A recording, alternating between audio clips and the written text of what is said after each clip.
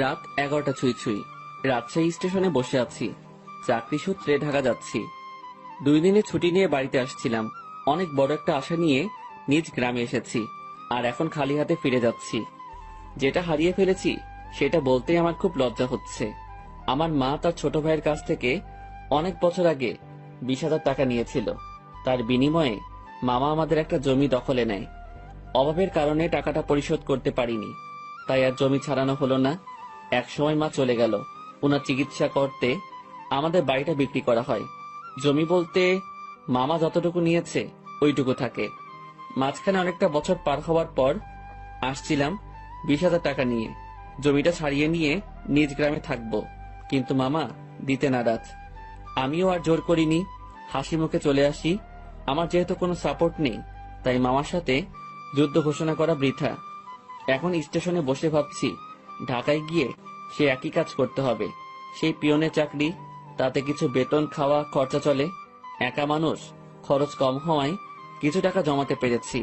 আর সেইটা নিয়ে বুকে আশাও বেঁধেছিলাম যে গ্রামে থাকবো। সেটা তো আর হলো না। এক বস্তা হতাশা নিয়ে শহরে জীবনে ফিরেছি। আর চাকরির কথা কি বলবো, এইচএসসি সার্টিফিকেট আছে, আর এদিকে কিছুদিন ডিগ্রিও পড়েছিলাম। তারপর পারিবারিক অভাবের কারণে লেখাপড়ার দরজা সেখানেই বন্ধ। তবে একটা পড়া এখনো চালু রয়েছে, সেটা হলো মানুষকে পড়া, মানুষকে বোঝা। এই সাবজেক্ট পাস মার্ক তোলাই বেশ কঠিন। বিচিত্র রকম মানুষ সব এই পৃথিবীতে, যাদের চেনা খুবই দুষ্কর। আমি কথাগুলো ভাবছিলাম আমার সামনে বসে থাকা কিছু মানুষের দিকে তাকিয়ে। তারা অনেকটা দূরে ছিল, তাই তাদের চেহারা আবছা দেখছিলাম। আর তখনই খেয়াল করলাম কেউ একজন আমার দিকে এগিয়ে আসছে। আবছা আবছা ভাবেই মনে হচ্ছিল ইয়াং কোনো মেয়ে। মেয়েটা এসে আমার সামনে দাঁড়ালো। এবার আমার চোখের আবছা ভাবটা ছাড়লো। আমি এক পলক মেয়েটাকে দেখে নিলাম। বাহ, মেয়েটা তো বেশ সুন্দরী। শুধু সুন্দরী বললে কম হবে, একটু বেশি সুন্দরী। তবে তার আধুনিক ড্রেসের সাথে তার সৌন্দর্যের কোনো ম্যাচ করছে না। আমি আবার ভাবনাতে চলে গেলাম। হঠাৎ এই এই কি সমস্যা আপনার? ভাবনা থেকে বেরিয়ে এসে স্বাভাবিকভাবেই বললাম, কোনো সমস্যা নেই তো? আমার দিকে এভাবে তাকিয়েছিলেন যে, পছন্দ হয়েছে? প্রশ্ন শুনে তো গলা শুকিয়ে কাঠ হয়ে গেছে। একে তো মেয়ে, তার উপর এত সুন্দরী মেয়ে, আর অদ্ভুত প্রশ্ন। আমি আমতা আমতা করে বলেই ফেললাম, না না। পছন্দ হয়নি তো তাকিয়েছিলেন কেন? আমার ফেসটা হয়তো ওই দিকে ছিল, কিন্তু দৃষ্টি অন্যদিকে দিয়েছিলাম। না, একা মুখের উপর বলে পছন্দ হয়নি। কি নাম আপনার? শুভ। আমি ইরা। আর আপনাকে চেনা চেনা লাগছে, তাই নামটা জিজ্ঞেস করলাম। ও, তারপরে ইরা নামের মেয়েটা আমাকে অবাক করে দিয়ে আমার কাজের স্থান, মানে আমি যে কোম্পানিতে পিয়ন হিসেবে চাকরি করি, তার কথা বলল। আপনি কি মিতালি অফিসের পিয়ন? জি জি। ও, আমার বাবা ওই কোম্পানির মালিক, আর আমার বাবার অফিসেই চাকরি করে। বাবার অফিসে আমি অনেক যাই। আপনি তো চা কফি এনে দেন। আমি আপনাকে চিনেছি। আপনি আমাকে চিনতে পারেননি কেন? আমি আপনার দিকে তাকাইনি, আর আমি মেয়েদের দিকে কম তাকাই। ওরে সাধু, শোনেন, আপনি তাকান, তবে বেশি ভাবনায় থাকেন। তবে আমাকে কখনো খেয়াল করেননি। জি, এটা হতে পারে। আমিও হিতাহিত জ্ঞান বুদ্ধি হারিয়ে ফেলেছি। তোকে আপনি করে বলছি কেন? তুই তো পিয়ন। আচ্ছা শোন, জি ম্যাম বলে। তুই তো সাধারণ বগিতে যাবি, জি ম্যাম। আমি কেবিনে যাব। তুই আমার ব্যাগ দুটো একটু উঠাই দিবি, তারপর তোর আসনে গিয়ে বসবি, ঠিক আছে? জি ম্যাম, ঠিক আছে। রাগ করিস না, কুলি পাচ্ছি না। আর তোকে পেয়েছি, হার কাকে লাগে? চেনা মানুষ তো। জি ম্যাম। এত জিম্যাম করিস কেন? জি না, হ্যাঁ ম্যাম, ঠিক আছে, আমি ব্যাগ উঠাই দিব। ওকে ওকে। মালিকের মেয়ে, যথেষ্ট সম্মান দিতে হবে। আর যা বলবে সেটা তো করতেই হবে, না হলে আমার চাকরি তখনই গায়েব। এসব ভেবে লাভ নেই, আর ভাবনাতে হারিয়ে গেলে চলবে না, অ্যাক্টিভ থাকতে হবে। ট্রেন ঢাকা থেকে আসলো। 8 ঘন্টা পর ইঞ্জিন ঘুরিয়ে আবার ঢাকার উদ্দেশ্যে রওনা হবে। আমি ইরা ম্যামের ব্যাগ দুটো তার কেবিনে দিয়ে আসলাম। বকশিস স্বরূপ তিনি আমাকে 50 টাকা দিলেন। কোনো দ্বিধা না করে টাকাটা নিলাম, কারণ আমার আগে থেকে অভ্যাস আছে। টাকা নিয়ে চলে যাচ্ছিলাম, ইরা ম্যাম আবার ডাকলো। আই শোন শোন, জি ম্যাম বলেন। নামার সময় আবার তুই আসবি, ঠিক আছে? আচ্ছা। আবার ঘুমিয়ে যাস না কিন্তু। না ম্যাম, ঘুমাবো না। ওকে, যা। আমি আমার বগিতে গিয়ে উঠলাম। টিকিট সংগ্রহ করতে আমি অনেক দেরি করে ফেলেছি, তাই সিট হয়নি। পুরো রাস্তাটা দাঁড়িয়ে যেতে হবে। আশেপাশে তাকিয়ে দেখলাম অনেক সিট ফাঁকা। সামনের 2-1 স্টেশন পর এসব সিট আর ফাঁকা থাকবে না। তাই মনে মনে ঠিক করলাম সিটে বসবো না, দাঁড়িয়ে যাব। ট্রেন ছাড়লো, আমি দরজায় দাঁড়িয়ে আছি। ঠান্ডা হাওয়া আমার শরীরটাতে লাগছে। আমি ভাবনায় আবার ডুব দিলাম। ভাবতে লাগলাম পুরনো দিনের কথা। মাঝে মাঝে নিজের ভবিষ্যতের কথাও ভাবলাম। তাতে যা ফলাফল পেলাম সেটা শূন্য, কারণ ভেতরে খুব হতাশা কাজ করছিল। অর্ধেক পথ আসতেই স্টেশন ছাড়াই ট্রেনটা থেমে যায়। যান্ত্রিক কোনো ত্রুটি হয়েছে হয়তো। 20 মিনিট পার হবার পর খবর পেলাম ভোরের আগে ট্রেন এখান থেকে এক চুলো নড়বে না। আর এখন রাত 1টা বাজে। এক একজন এক এক কথা বলছে। কেউ বলছে লাইনের সমস্যা, কেউ বলছে ইঞ্জিনে। আমি ওইসব কথা থেকে কান ফিরিয়ে নিয়ে নিজের ভাবনাতে আবার মন দিলাম। হঠাৎই এই শুভ, পেছনে তাকিয়ে দেখি ম্যাম দাঁড়িয়ে। জি ম্যাম বলেন। তুই উঠ। ম্যাম কিছু লাগবে? না, আমি একটু ট্রেন থেকে নামবো। ম্যাম বাইরে নামা ঠিক হবে না, যে অন্ধকার, এর মধ্যে কি বিপদ লুকিয়ে আছে কে জানে। কিসের বিপদ? বাইরে সাপ বিচ্ছু অনেক কিছু থাকতে পারে। কিচ্ছু নেই, চল নিচে নামবো। এই হলো আড়ালের ঘরে দুলালি, মন যা চায় সেটাই করবে। ম্যামকে নিয়ে ট্রেন থেকে নামলাম। নেমে দেখি অনেকেই নিচে দাঁড়িয়ে আছে। কেউ বাসায় ফোন করে সমস্যার কথা বলছে, আবার কেউ সিগারেট টানছে। ম্যাম আমার সাথে কথা বলা শুরু করলো। দেখ, জায়গাটা অনেক সুন্দর, তাই না? অন্ধকারে তেমন কিছুই তো দেখা যাচ্ছে না। চোখ না, মন দিয়ে দেখতে হয়। তবে ম্যাম আকাশটা বেশ সুন্দর লাগছে, অনুজ্জ্বল তারাগুলো দেখা যাচ্ছে। আমি তো অনুজ্জ্বল অনেক কিছু দেখতে পারছি। কি ম্যাম? এই যে দেখ, একটা টি স্টল, চল যাই। এখন ওখানে গিয়ে কি হবে? চা খাবো, চল চল, বেশ মজা হবে। শীতের মধ্যে এত রাতে বাইরে চা খাওয়ার মজাটাই আলাদা। আমি তো আর মানা করতে পারবো না, মানা করলেই বকা দিবে। কেন যে এর সাথে দেখা হয়ে গেল, মনে হচ্ছে বাকি রাতটাই বেশ প্যারায় রাখবে। টি স্টলের কাছে পৌঁছাতে দেখি কিছু যাত্রী এখানে আগে এসেছে। এই দোকানটার আশেপাশে আর একটা দোকানও নেই। হাতে চা নিয়ে আমি দোকানিকে বললাম, চাচা এমন একটা জায়গায় দোকান দিয়েছেন কি মনে করে? বাবা, সে অনেক কাহিনী। বাজারে দলাদলি চলে। আমার লোকজন না থাকায় ওখানে দোকানটা নেওয়া হয়নি। রাগের মাথায় নিজের জায়গাতেই দোকানটা নিয়ে বসেছি। বাহ, বেশ করেছেন। তা চলে কেমন? আলহামদুলিল্লাহ, ভালোই চলে। একটা কথা বলি, রাগ করে এখানে দোকান দিয়ে ভালোই করেছেন। এর জন্য আপনার হাতে চা খেতে পারলাম। আরো কিছুক্ষণ কথা হলো, বিলটা আমি দেই। ম্যাম আর আমি চলে আসি। ওনার সাথে আড্ডা দিতে খুব ইচ্ছে করছে, কিন্তু মালিক পক্ষের লোক, আগ বাড়িয়ে কথা বলাটা বেয়াদবি হবে। আমি কিছু বলছি না, চুপচাপ তার পেছন পেছন হাঁটছি। আমার চুপ থাকা দেখে ম্যাম হয়তো কিছু একটা ভাবছে। আমাকে বলল, কি রে, কথা বলতে পারিস না? দোকানের সাথে তো বেশ জমিয়ে কথা বললি, এখন চুপ কেন? ম্যাম কি বলবো? সেটা কি আমাকে বলে দিতে হবে? দোকানে কি তোকে কিছু বলেছিল? না। তো কিছু বল, সারা রাত তো এভাবে চুপ থাকতে পারবো না। আপনি রাজশাহীতে কোথায় আসছিলেন? আর বলিস না, আমার একটা বান্ধবীর বিয়ে হলো, বিয়েতে আসছিলাম। ও। তুই বিয়ে করেছিস? না ম্যাম। কেন? কাকে বিয়ে করব? কাকে করবি মানে? দেশে কি মেয়ের অভাব পড়ছে? আসলে সেটা না, তো কি? আমার পরিবার নেই, আমার বিয়ে করা একটু সমস্যা। তো সমস্যার কি আছে?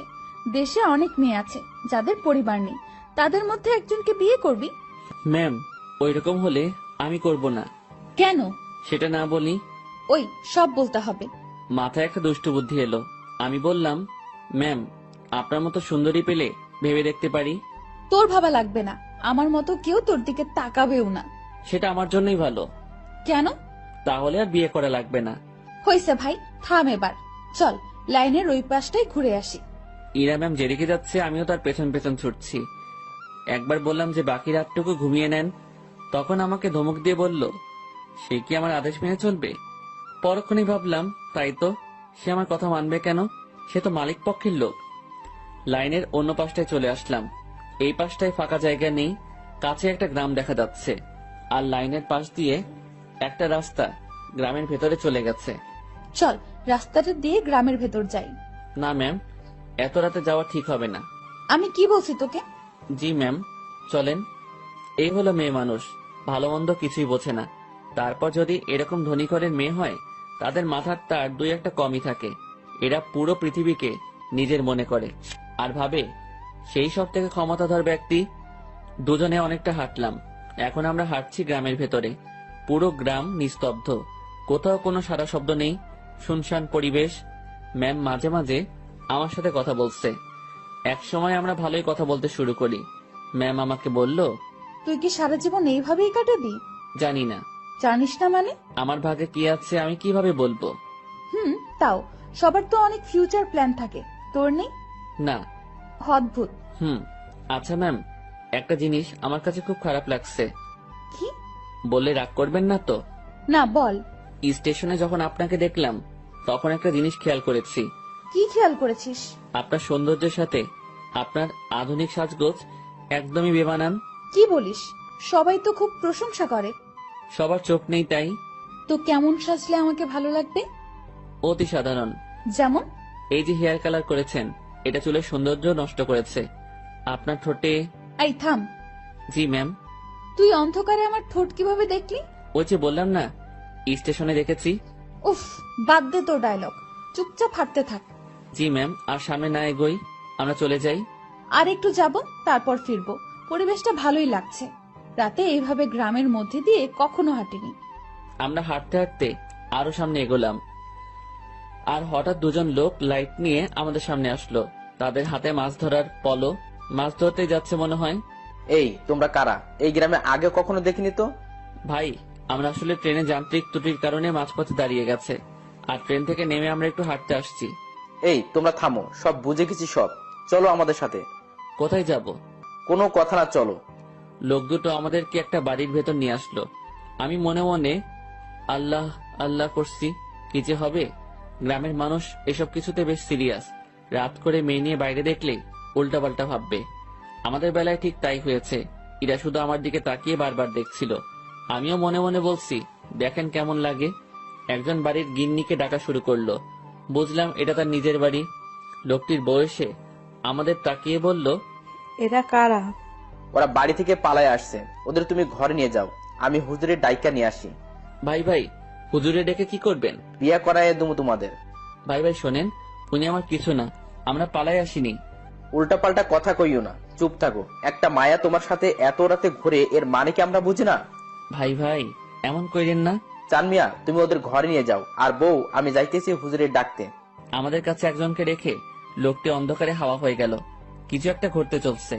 আমি ইরার দিকে তাকালাম, দেখি সে আমার দিকে তাকিয়ে আছে। মুখটা কাঁচুমাচু করে রেখেছে সে। দুজনে কথা বলতে পারছি না। সময় যাচ্ছে আর লোকজন বাড়তে শুরু করে। আমাদের দুজনকে 2 রুমে রাখা হয়েছে। আমি শুধু আল্লাহ আল্লাহ করছি। ওইদিকে ইরার কি অবস্থা হয়েছে আমি জানি না। কিছু সময় পর হুজুর আসলো। আমি তাকেও বুঝালাম। স্বস্তির কথা হলো সে বুঝেছে। কঠিন একটা সমস্যা থেকে বাঁচলাম। হুজুরটা আমাদের লাইন পর্যন্ত এগিয়ে দিল। তারপর ওয়াও, কি দারুণ অভিজ্ঞতা। ধুর, চুপ করেন তো, এখনই তো একটা ইয়ে হয়ে যেত। ইয়ে মানে কি? আরে বড় বাচ্চা বেঁচে গেছেন। তা তো জানি, তবে দারুণ লাগছে। আপনি থাকেন, যেখানে ইচ্ছা যান, আমাকে ডাকবেন না। আমি ট্রেনে উঠলাম। ওনার সাথে সাথে আর দেখা করলাম না। ফজরের আজান হলো, তার কিছুক্ষণ পর আমাদের ট্রেন আবার যাত্রা শুরু করলো। আমি ঠিক আমার আগের জায়গাটায় দাঁড়িয়ে আছি। ইরা ম্যাম আবার আসলো। তুই ভালোই বদমাইশ তো। কি কি করছি আমি? তুই আমার উপর ছাড়ি দিস, আমার উপর রাগ দেখাস। তো কি করব? আপনার মাথায় কি ব্রেন নামক জিনিসটা আছে? থাকলেও তো মনে হয় কাজ হবে না। এরকম ছেলে মানুষই করেন, কি জন্য বড় হয়েছেন বোঝেন না কিছু। ম্যাম আমার দিকে হা করে তাকিয়ে আছে। আমি জানি কথাটা বলার পর আমার চাকরি থাকবে না। আপনার বাবাকে কিছু বলতে হবে না, আমি অফিস যাব না। ম্যাম কিছুক্ষণ চুপ থেকে বলল, আমি তোকে চাকরি দেইনি, তোর চাকরি আমি কাটবো কেন? এই যে আমাকে বকা দিলি, মনে রাখিস, এর শোধ আমি তুলবো। এরা রাগ দেখিয়ে তার কেবিনে চলে গেল। ম্যাম যে থ্রেটটা দিল আমার একটু ভয় লাগলো না। ওনার কথা শুনে মনে হলো কোনো বাচ্চা আমাকে থ্রেট দিয়েছে। ওনার কণ্ঠটা সত্যি অসাধারণ। শুনলে মনে হয় বারবার শুনি। না, আমি আবার ভাবনাতে হারিয়ে যাচ্ছি কেন। যাই, ওনার কেবিনে গিয়ে সরি বলে আসি। না হলে আমার কি করে বসবে আল্লাহ জানে। আমি তার কেবিনের ভিতর ঢুকবো, তখনই কারোর সাথে ধাক্কা লাগলো। তাকিয়ে দেখি ম্যাম। উনি হয়তো বাইরে আসছিলেন। এটা কি হলো? সরি ম্যাম, বুঝতে পারিনি। তুই আমার কেবিনে কি জন্য? সরি বলতে আসছি। সরি বললে তো কাজ হবে না, আমি তোকে মাফ করব না। কিছুক্ষণ তর্ক হলো। আমি তাকে বললাম, আমার উপর কেউ রাগ করে থাকুক সেটা আমি চাই না। আপনার মন যা চাই তাই করেন। কথাটা বলতেই ম্যাম আমাকে অবাক করে আমার গালে 2টো চড় বসিয়ে দিল। এখন বুঝতে পারলাম ম্যাম বেশ রেগে গিয়েছিল আমার উপর। চড়টা না খেলে হয়তো বুঝতে পারতাম না। আমি তো ভেবেছিলাম অন্য কোনো শাস্তি দিবে হয়তো। চর মারার পর ম্যাম আরো বলল, তুই আমার বেস্ট ফ্রেন্ড হবি? এমন থাপ্পড় খাওয়ার পর এরকম প্রস্তাব পাবো ভাবতেও পারিনি। মনে মনে ভাবছি, আমি তার সাথে কেন বন্ধুত্ব করতে যাব? তার চালচলন আর আমার চালচলন রাত দিন তফাৎ, কিন্তু কথাটা তাকে মুখের উপর মানা করতে পারবো না। যদি আবার কয়েকটা থাপ্পড় দিয়ে দেয়। ভয় ভয় বললাম, হব। গুড, তুই এখন যা। না, শোন শোন, তোর কন্ট্যাক্ট নাম্বারটা দিয়ে যা, আমি কল করে তোকে ডেকে নেব যে কোনো সময়। ম্যামকে মোবাইল নাম্বারটা দিয়ে আগের জায়গায় ফিরে আসলাম। 8টায় আমাদের গন্তব্যে পৌঁছে গেলাম। ইরা ম্যামের কথা অনুযায়ী তার ব্যাগগুলো নামিয়ে দিলাম। এখন উনি আর আমি স্টেশনের বাইরের রাস্তায় দাঁড়িয়ে আছি। বাসা থেকে ওনার জন্য গাড়ি পাঠানো হয়েছে। গাড়ি জ্যামে পড়েছে, তাই অনেক লেট হচ্ছে। আমার পেটের অবস্থা খারাপ, রাতে কিছু খাওয়া হয়নি, আবার অনেকটা বেলা হয়েছে, পেটে এখনো কিছু পড়েনি। ম্যামের সামনে কিছু বলারও সাহস পাচ্ছি না। কিছু সময় পর উনি আমাকে বললেন, তোর কি ক্ষুধা লাগছে? জি অনেক। তো খেয়ে আয়। আচ্ছা আপনি দাঁড়ান, আমি যাবো আর আসবো। আমি একটা দোকানে গিয়ে চা বিস্কিটের সাথে কয়েকটা কলা খেয়ে নিলাম। দোকানদারকে টাকা দিতে যাব, তখন মনে হলো ম্যামও তো কিছু খাইনি, ওনাকে খাওয়ার কথা বলা উচিত ছিল। ভুলটা যেহেতু করেই ফেলেছি, তাই ওনার জন্য কিছু নিয়ে গেলাম। আমি কাছে গিয়ে তার দিকে খাবারগুলো এগিয়ে দিলাম। আমার দিকে উনি ভ্রু কুঁচকে তাকালো। এগুলো আমাকে কেন দিচ্ছিস? খেয়ে নিন, আপনি তো রাতে কিছু খাননি। তুই কি ভাবিস আমাকে? আমি সকাল সকাল রাস্তায় দাঁড়িয়ে এসব খাবো? এগুলো তোদের মতো লোকজন খাবে। সরি ম্যাম, বুঝতে পারিনি। খাবারগুলো নিজের ব্যাগে ভরে নিলাম। নিজে বাসায় গিয়ে খাবো। ঘন্টাখানেক পর গাড়ি আসলো। ম্যামকে উঠিয়ে দিয়ে আমি আমার বাসায় চলে গেলাম। আমার হাতে শুধু আজকের দিনটাই ছুটি আছে, আগামীকাল থেকে ডিউটি। বাসায় এসে সব ঠিকঠাক করে নিলাম। দিনের বাকি সময়টুকু আর বাইরে বের হলাম না। এই শহরের গাড়িগুলোর হর্ন আমার ভালো লাগে না। প্রচন্ড বিরক্তিকর একটা জিনিস, শুনলেই মাথা ব্যথা শুরু হয়ে যায়। রুমের জানালা খুলে দিয়ে আকাশের দিকে তাকিয়ে থাকি। গতকাল রাতের ঘটনাটা ভাবতে থাকি। কাল যদি বিয়েটা হয়ে যেত, আজ আমি মামা শ্বশুর বাড়ি থাকতাম, মানে জেলে। কি বাঁচাটাই না বাঁচলাম। সন্ধ্যার একটু আগ দিয়ে ইরার কল পেলাম। উনি আমাকে তাদের অফিসের সামনে যেতে বলেছে। গত রাতে ফ্রেন্ড হয়েছি, কথা রাখতে অবশ্যই যেতে হবে। কথায় আছে, ফ্রেন্ডের কাছে কোনো বাহানা চলে না। আমিও তাই কোনো বাহানা বা ব্যস্ততা দেখালাম না। বাইরে যাচ্ছি ওনার সাথে দেখা করতে, তাই একটু সাজতে হবে। ব্যাগ থেকে নতুন একটা ফুল হাতা গেঞ্জি বের করলাম। একটু স্মার্ট সাজার জন্যই। সুন্দরীদের সামনে তো আর এমনি এমনি যাওয়া যায় না। এই প্রথম কাউকে উদ্দেশ্য করে সাজগোজ করছি। মনের মধ্যে কেমন যেন খটকা লাগছিল। এখন খটকা দেখার সময় নেই। চটপট রেডি হয়ে আমার অফিসের সামনে গেলাম। ম্যামকে গিয়ে ঠিক সেখানেই পেলাম। উনি তার গাড়ির সাথে হেলান দিয়ে দাঁড়িয়ে আছে। আমি তার সামনে গিয়ে ম্যামকে ডেকে সালাম দিলাম। উনি উত্তর দিলেন আর সাথে সাথে বললেন, গাড়ির পেছনে বসে যা। কোথায় যাবেন? আমার বন্ধুদের সাথে তোর পরিচয় করিয়ে দেব, সেখানেই নিয়ে যাচ্ছি। আমি আর কিছু বললাম না, তার গাড়ির পেছনে চেপে বসলাম। আধ ঘন্টা পর একটা রেস্টুরেন্টের সামনে গিয়ে ম্যাম গাড়ি থামালো। তারপর আমাকে নিয়ে রেস্টুরেন্টে ঢুকলো। আমি তার পিছু পিছু গেলাম। উনি একটা জায়গায় গিয়ে থামলো আর কিছু ছেলেমেয়ের সাথে গিয়ে কথা বলা শুরু করলো। বুঝতে পারলাম এরাই তার ফ্রেন্ড। এবার ম্যাম আমার দিকে তাকিয়ে বলল, বন্ধুরা, তোমাদের জন্য একটা গিফট এনেছি। কি রে দোস্ত, কে এটা? আর বলিস না, এই প্রাণীকে রাজশাহীতে পেয়েছি। এই পাগলার সাথে কিছুক্ষণ কথা বলেছি, তারপর বেস্ট ফ্রেন্ড হওয়ার প্রস্তাব দিয়েছি। দুঃখের বিষয় হলো পাগলা আমার কথা বিশ্বাস করে হ্যাঁ বলে দিয়েছে। তোরা বলতো, এর মতো খ্যাত মানে কি বলবো, এরকম একটা মানুষ আমার ফ্রেন্ড। অসম্ভব। দেখ ভাই, আমার ফ্রেন্ডদের সাথে পরিচয় করিয়ে দিতেই তোকে এখানে নিয়ে আসছি। ইরা একে একে তার বন্ধুদের সাথে পরিচয় করিয়ে দিল। সবাই বনেদি ঘরের ছেলে মেয়ে। ট্রেনের কথা মনে পড়তেই লজ্জায় ঘেমে যাচ্ছি। এখন মান সম্মান যা যাওয়ার তা তো গেছে, বাকিটুকু নিয়ে এখান থেকে কেটে পড়তে পারলেই হলো। কিছুক্ষণ পর সেটাও থাকলো না। আমার পোশাক আর চেহারা নিয়ে তারা উপহাস করতে শুরু করলো।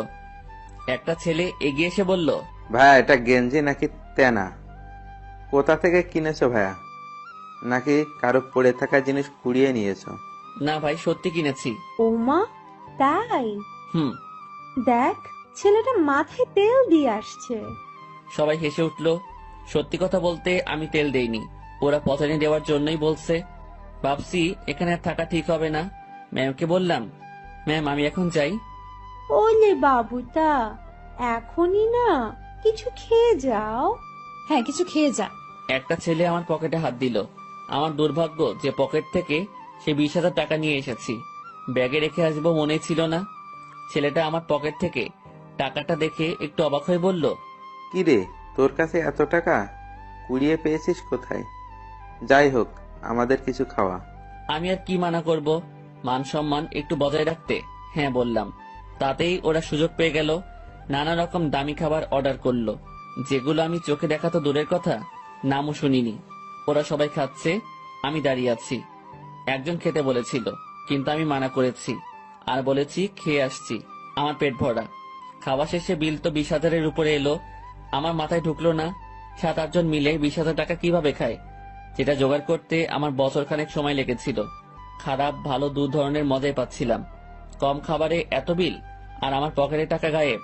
ম্যাম আমি এখন যাই। হ্যাঁ যাবি, তার আগে একটা কথা বলি, কখনো এরকম মফিজ মার্কা কাজ করবি না। এত সহজে কোনো বন্ধুত্ব পাওয়া যায় নাকি? জীবনে কোনো কিছুই সহজভাবে নিবি না। জি ম্যাম। যা তাহলে। আমি বাইরে এসে দাঁড়ালাম। পকেটে টাকা নেই, বাসায় যাব টাকা লাগবে। মনে মনে ঠিক করলাম ম্যামের কাছ থেকে কিছু টাকা চেয়ে নিব, না হলে এই পথ যেতে যেতে মধ্যরাত হয়ে যাবে। কাল সকালে আবার অফিসে যেতে হবে। অনেকটা সময় পার হওয়ার পর ম্যাম আর তার বন্ধুরা বের হলো। আমি ম্যামকে ডাকায় সে বাকিগুলোকে বিদায় দিয়ে আমার দিকে আসলো। কি হয়েছে, এখনো যাসনি কেন? ম্যাম আমাকে কিছু টাকা। পুরোটা বলার আগেই একটা থাপ্পড় বসিয়ে দিল। আমি আবার বললাম, গাড়ির ভাড়া টাকাটা চাইছিলাম, পকেটে কোনো টাকা নেই, যেতে অনেক সময় লাগবে, কাল থেকে আবার অফিস আছে। তোর জন্য কি আমি টাকা নিয়ে দাঁড়িয়ে আছি, ফকিন্নির বাচ্চা? কথাটা সত্যি বুকের মাঝখানে গিয়ে লাগলো। আমি আর কথা বাড়ালাম না, ওনার দিকে একবার তাকিয়েই হাঁটা শুরু করলাম। সেই জায়গা থেকে বাসায় যাওয়ার পুরোটা সময় শুধু রেস্টুরেন্টের ভেতরের অপমানের কথা মনে হয়েছে। আজকাল মানুষগুলো কেমন হয়েছে, আরেকজনের আর্থিক অবস্থা না বুঝে তার টাকা খসানোর জন্য উঠে পড়ে লাগে। টাকাগুলোর জন্য খুব মায়া হচ্ছে। ওদের কাছে হয়তো সামান্য টাকা, কিন্তু আমার কাছে পাহাড় পরিমাণ। মধ্যরাতে বাসায় ফিরলাম, কিছু শুকনা খাবার খেয়ে শুয়ে পড়লাম। শুয়ে আর কিছু ভাবলাম না, ঘুমানোর চেষ্টা করলাম, কারণ কাল অফিস যেতে হবে। পরদিন সকালবেলা উঠতে আর দেরি করলাম না, ফোনে অ্যালার্ম দেওয়াই ছিল। সময় মতো উঠে হাতের কাজগুলো সেরে নিলাম, তারপর খেয়ে অফিসের উদ্দেশ্যে রওনা হলাম। অফিসে যাওয়ার পর যে সমস্যায় পড়লাম সেটা আমি কখনো চিন্তাও করিনি। যেখানে স্যার মানে ইরার বাবা বসে থাকার কথা, সেখানে ইরা বসে আছে। ওই চেয়ারটাতে ইরা বসা মানে আজকের দিনটা পুরো শেষ। আমি রুমে ঢুকে তাকে সালাম করে বেরিয়ে আসলাম। কিছুক্ষণ পর উনি নক করলেন। আমি ভেতরে গিয়ে বললাম, জি ম্যাম বলুন। 4 নম্বর টেবিলে রাশিদ সাহেব অফিসে আসেনি, তুই একটু খোঁজ নিয়ে দেখ। জি ম্যাম। আমি ফোন করে জানলাম উনি রাস্তায় আছেন। আমি ম্যামকে সেটা জানিয়ে দিয়ে বাইরে বসে আছি।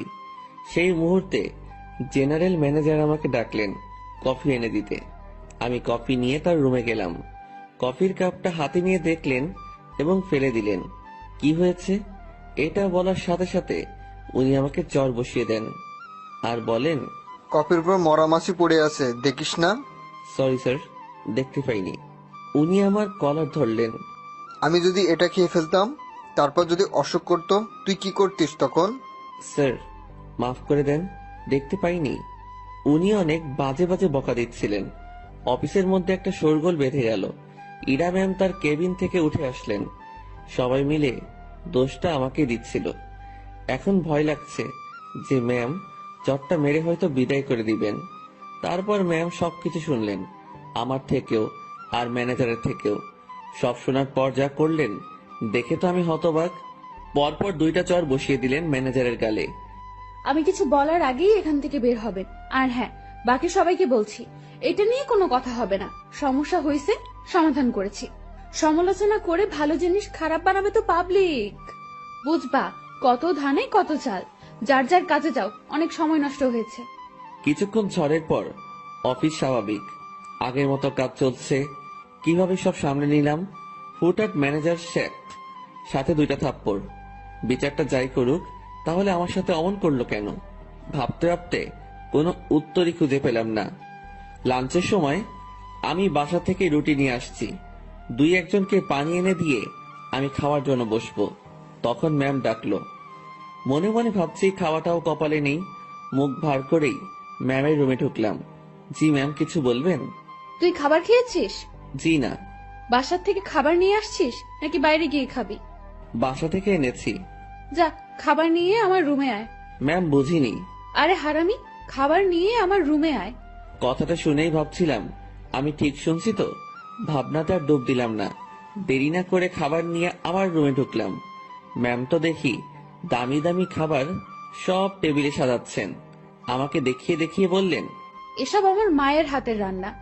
ম্যাম আমি বাইরে গিয়ে খাই, আপনি খাওয়া শুরু করেন। পানি লাগলে বলবেন। এই, তুই কি এজন্য রেখেছিস? আচ্ছা, তোর খাবারের বাটিটা আমার হাতে দে তো। আমি তেমন কিছু আনিনি, ওই রুটি। আমি দেখবো, দে। ভয়েই বাটিটা ওনার হাতে দিলাম। লজ্জায় তো মাথা কাটা যাওয়ার অবস্থা। বাসায় কিছু ছিল না, তার উপর টাকাও নেই। রুমে পেঁয়াজ মরিচ ছিল, সেগুলো কেটে তেল আর লবণ দিয়ে মাখিয়ে নিয়ে আসছি। ম্যাম যদি সেটা দেখে তো। কথাটা ভাবতে ভাবতেই বাটির ঢাকনা খুলেই উনি চোখ বড় বড় করে ফেলেন। খাবারটা কিছুক্ষণ তাকিয়ে থেকে দেখে আবার আমার দিকে তাকালেন। কি রে, এগুলো কি? ম্যাম আসলে রুমে কিছু ছিল না, তারপর টাকাও নেই। রুমে আটা ছিল তো, ওইটা দিয়ে আর কি একটা ব্যবস্থা করে নিয়ে আসছি। ম্যাম আমার বাটিটা টেবিলে রাখলেন, তারপর উনি তার চেয়ারে বসে পড়লেন। আমি দাঁড়িয়ে আছি। উনি একবার আমার দিকে তাকাচ্ছেন, আর একবার আমার খাবারের দিকে তাকাচ্ছেন। আমি ওনার সামনে এখন লজ্জাতে ইমিটি ইমিটি হাসতেছি। উনি কিছু সময় চুপ থাকার পর মুখ খুললেন। এই যে, এই খাবারগুলো তোর। ওনার খাবার আমার দিকে এগিয়ে দিলেন। আমি টেবিলের কাছে গিয়ে হাত দিয়ে নিজের বাটিটা নিয়ে বললাম, আমি যেটা এনেছি সেটা না খেলে আমার পেট ভরবে না, আর আপনার খাবার খেলে আমার পেট খারাপ হতে পারে। এত ভালো জিনিস কখনো খাওয়া হয়নি তো, পেট খাবারটা সহ্য করতে নাও পারে। গতকালের রাতটা একটু দেখিয়ে রুম থেকে বেরিয়ে আসলাম। নিজের খাবার খেয়ে আমার কাজে মনোযোগ। কার কি লাগছে, কে কি চাচ্ছে, সব দেখাশোনা করছি। দুপুরের পর ম্যাম আমাকে আর ডাকেননি। বুঝতে পারলাম তিনিও কিছুটা বুঝতে পেরেছেন আমার কষ্টটা। রাতে অফিস শেষ করে বাসায় ফিরলাম। পাশের বাসার পরিচিত একজনের কাছ থেকে টাকা ধার নিয়ে মাছ কিনে নিয়ে এসে রান্না বসিয়ে দিলাম। তখন রাত প্রায় 10টার কাছাকাছি। চুলোয় রান্না বসাবে সেই সময় ফোন আসলো। ম্যাম ফোন করেছে, নাম্বারটা সেভ করে রেখেছি। ধরবো কি ধরবো না এমন করতে করতে রিসিভ করে সালাম দিলাম। উনি উত্তর দিয়ে বললেন, কি করিস? এই তো ম্যাম, কিছু না। এখন শোন, জি ম্যাম, বলেন। দুপুরে আমার মুখের উপর কথা বলে আমাকে লজ্জা দিয়ে তোর খাবার নিয়ে চলে গেলি, ভয় করলো না? আমি চুপ হয়ে গেলাম। কি বলবো উত্তরে বুঝতে পারছি না। কিরে, কথা বলছিস নাকি জন্য? ম্যাম, অফিসের কোনো কথা হলে বলেন। তুই আমার কথা ঘুরিয়ে নিস। আমি যা বলছি তার উত্তর দে। জি ম্যাম, বলেন। ওভাবে খাবার নিয়ে চলে গেলি কেন? আপনার খাবার খেয়ে আমার ক্ষুধা মিটতো না। তাই না? জি। আমি বুঝতে পেরেছি, তুই আমার উপর রাগ দেখাচ্ছিস। সুযোগ ভালোই কাজে লাগাচ্ছিস। এখানে কিসের সুযোগ ম্যাম? আপনি আমাকে এখন মানা করে দিলে আমার সাথে তো আপনার এখনই কোনো অফিসিয়াল সম্পর্ক থাকবে না। ক্ষমতা আপনার হাতে, সুযোগ আপনার হাতেই। চুপচাপ রান্না শেষ করে খেয়ে আমাকে কল দিবি। ম্যাম, অফিসের কোনো বিষয়ে কথা বলবেন? না, তাহলে ফোন দিয়েন না, আমিও দিব না। তোর 24 ঘন্টাই ডিউটি। আমি ফোন দেওয়ার পর সময়টুকু অফিসিয়াল, ওকে? তাহলে বেতন বাড়িয়ে দিয়েন। ঠিক আছে, দিব। ঠিক আছে, দিব। তুই অবশ্যই ফোন করবি। আর হ্যাঁ, কাল অফিসে আসার সময় দুপুরের খাবার আনবি না। কেন ম্যাম? অফিসে না খেয়ে কাজ করতে হবে? তোর জন্য আমি খাবার নিয়ে যাব। ম্যাম, ওসব খাবার টাবার বাদ দিন, আমি আমার খাবারে সন্তুষ্ট। তুই যদি কাল অফিসে তোর রান্না করা কিছু নিয়ে আসিস তো মনে রাখবি, তোকে শুধু অফিস থেকে না, দুনিয়া থেকেই বিদায় করে দিব। আমি কিছু বলতে যাব, তখনই ম্যাম ফোনটা রেখে দিল। তুই যদি কাল অফিসে তোর রান্না করা কিছু নিয়ে আসিস তো মনে রাখবি, তোকে শুধু অফিস থেকে না, দুনিয়া থেকেই বিদায় করে দিব। আমি কিছু বলতে যাব, তখনই ম্যাম ফোনটা রেখে দিল। মনে মনে ভাবছি এত আদিক্ষেতা দেখানোর কি আছে? আমি তার অফিসের সামনে একজন পিয়ন, আর এমন ব্যবহার করছে। মনে হয় না। ছি ছি ছি, কি সব কথা ভাবছি আমি। পরদিন সকাল সকাল উঠে আর রান্না করলাম না। সকালে নাস্তাটা বাইরে করেই অফিসে রওনা হলাম। অফিসে গিয়ে দেখি ম্যাম আগে এসেছেন। প্রতিদিনের মতো হাজিরা দিলাম। উনি আমাকে দেখে তেমন কিছু বললেন না। দুপুর পর্যন্ত স্বাভাবিকভাবেই কাজ করলাম। দুপুরের খাবার সময় ম্যাম তার রুমে ডাকে। আমি জানি উনি আমার জন্য খাবার নিয়ে আসছে। খুব লজ্জা লাগছিল। রুমের একপাশে খাবার খাওয়ার জন্য সুন্দর একটা ব্যবস্থা ছিল। ম্যাম আমাকে ওখানটায় বসতে বলে, আর আমার সামনাসামনি উনিও বসে যান। উনি একটা প্লেটে খাবার নিয়ে আমাকে দেয়, আরেকটা উনি নেন। আমি প্লেটে হাত দিতে পারছিলাম না, খুব ভয় কাজ করছিল। এত বড় একজন মানুষের সামনে খাবার খাওয়া চারটিখানি কথা না, তার উপর সামনে এত সুন্দরী মেয়ে বসা। ম্যাম আমার দিকে খেয়াল করে বলল, তুই হাত দিয়ে খাবি না খাওয়াই দিব? জি না ম্যাম। একটা কথা, কি? আমি খাবার বাইরে নিয়ে গিয়ে খাই। এখানে খাইতে তোর সমস্যা কোথায়? ম্যাম সত্যি বলতে ভয় করছে। কি ভয়? আরে ভয় কি জন্য পাচ্ছিস? আপনার সামনে এভাবে খাওয়া। তো কি হয়েছে, খা। ম্যাম বাইরে যাই। শুভ, আমি এক কথা 100 বার বলতে পারবো না। আমি আর কথা বাড়ালাম না, ভয়ে ভয়ে খাওয়া শেষ করলাম। ম্যাম ছোট বাচ্চাদের মতো খাচ্ছিলেন, দেখতে বেশ মজাই লাগছিল। ম্যাম খাওয়ার দৃশ্যটা দেখতে গিয়ে তার চোখে চোখ পড়ে যায়। আমার বুকটা তখন ভয়ে ধুপ করে উঠেছিল। ইশারায় বলেছিলেন, কি হয়েছে? আমি মাথা নাড়িয়ে মানা করে বলি, কিছু না। খাওয়া শেষে, তুই বাসায় যা, তোর ছুটি। জি ম্যাম। কেন? আমি দিয়েছি তাই। বাসায় তো কোনো কাজ নেই আমার। এত কথা বলতে তোকে কে বলেছে? যা, সোজা বাসায় যাবি, কোথাও যেন দেরি না হয়। আমার ছুটিতে বাকি সবাই একটু অবাক হলো। আমি জানি না ম্যাম, আমার কাজগুলো কাকে দিয়ে করিয়ে নেবেন। উনি যেভাবে কাজ করেন, যে কেউ দেখলে অবাক হবে। আমি বাসায় এসে বিছানায় আরাম করছি। মাথার উপর ফ্যানটার দিকে তাকিয়ে অন্য একটা ভাবনায় ছিলাম। নির্দিষ্ট কোনো ভাবনা না, একদমই এলোমেলো। বাংলায় এই ভাবনাকে কি বলে বা কিভাবে ব্যাখ্যা করে আমি জানি না। এই জিনিসটাও ভাবতে ভাবতে আমার চোখটা বন্ধ হয়ে আসে। জানি না কতটা সময় ঘুমিয়েছি। হঠাৎ আমার কানে কোনো একটা শব্দে বেজে ওঠে। চোখ খুলে বুঝতে পারি ফোনটা বাজছে। ফোন হাতে নিয়ে আবছা চোখে দেখি ম্যাম কল করেছে। ফোনটা রিসিভ করলাম। কই তুই? কই আবার, আপনি তো ছুটি দিয়েছেন, বাসায় আসছি। তুই কি ঘুমাচ্ছিস? হ্যাঁ। আমি কি তোকে ঘুমানোর জন্য ছুটি দিয়েছি? তাহলে? বাসায় যেতে বলেছি শুধু। জি ম্যাম, আমি তো আপনার কথায় সোজা বাসায় আসছি। আর বাসায় কাজ নেই, তাই একটু। তুই চুপ কর, শোন। জি বলেন। আমাদের অফিস থেকে দক্ষিণ থেকে যে লেকটা আছে, তুই চিনিস? জি ম্যাম। তুই আয়, আমি তোর জন্য অপেক্ষা করছি। কেন ম্যাম? তোকে আসতে বলছি না আমি? জি ম্যাম, এই তো আসছি আমি। এবার বুঝলাম আমাকে ছুটি দেওয়ার কারণটা কি ছিল। আমার কাছে এটাও একটা ডিউটি। কিচ্ছু করার নেই, যেতেই হবে। যেমন ছিলাম তেমনই বেরিয়ে গেলাম। গতদিনের মতো আর সেজেগুজে বের হলাম না, যদি আবার অপমান করে। পকেটে টাকা আছে, তবুও হেঁটে যাচ্ছি। এই মাসের বেতন পেতে অনেক দেরি, তাই এমনি টাকা খরচ করা চলবে না। আমি ম্যামের কথা মতো সেই লেকের পাড়ে পৌঁছে যাই। এর মধ্যে ম্যাম আমাকে 2বার কল করেছিল, শুধু জেনেছিল আমি কই আছি। লেকের পাড়ে যেতেই দেখলাম অনেকেই বসে আড্ডা দিচ্ছে, অনেক বাচ্চারও আসছে। আমি ম্যামকে খুঁজছিলাম, আমাকে দেখে ম্যামই আমাকে ডাকে। আমি ওনার দিকে এগিয়ে যাই। উনি ঘাসের উপর বসা ছিলেন। একটু দূর থেকে মনে হচ্ছিল কোনো কারণে মনটা খারাপ। আমি তার পিছে গিয়ে দাঁড়ালাম। বস এখানে। আমি বসার পর, জি ম্যাম বলেন। আমি বুঝলাম না, 10 মিনিটের রাস্তা 1 ঘন্টা লাগে কিভাবে? আসলে ম্যাম কি বলবো, হেঁটে আসছি। তুই হেঁটে আসছিস কি জন্য? টাকা নাই? আছে, তবে খুবই অল্প। খরচ করলে বড়সড় বিপদে পড়তে হবে। আপনার মন খারাপ দেখছি। ম্যাম কিছু হয়েছে কি? তোর জন্য। ম্যাম আমি কি করেছি? অনেক লেট করছিস। জি সরি। উঠে দাঁড়িয়ে কান ধরে থাক। ম্যাম এটা। আমি উঠতে বলেছি। আমি উঠতে যাব তখনই ম্যাম আমাকে বসতে বলে।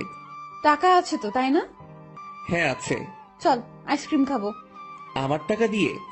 তো কখনো কোনো মেয়েকে বিল দিতে দেখেছিস তুই? না। তো আমার কাছে চাইবি না। চল আইসক্রিম খাবো।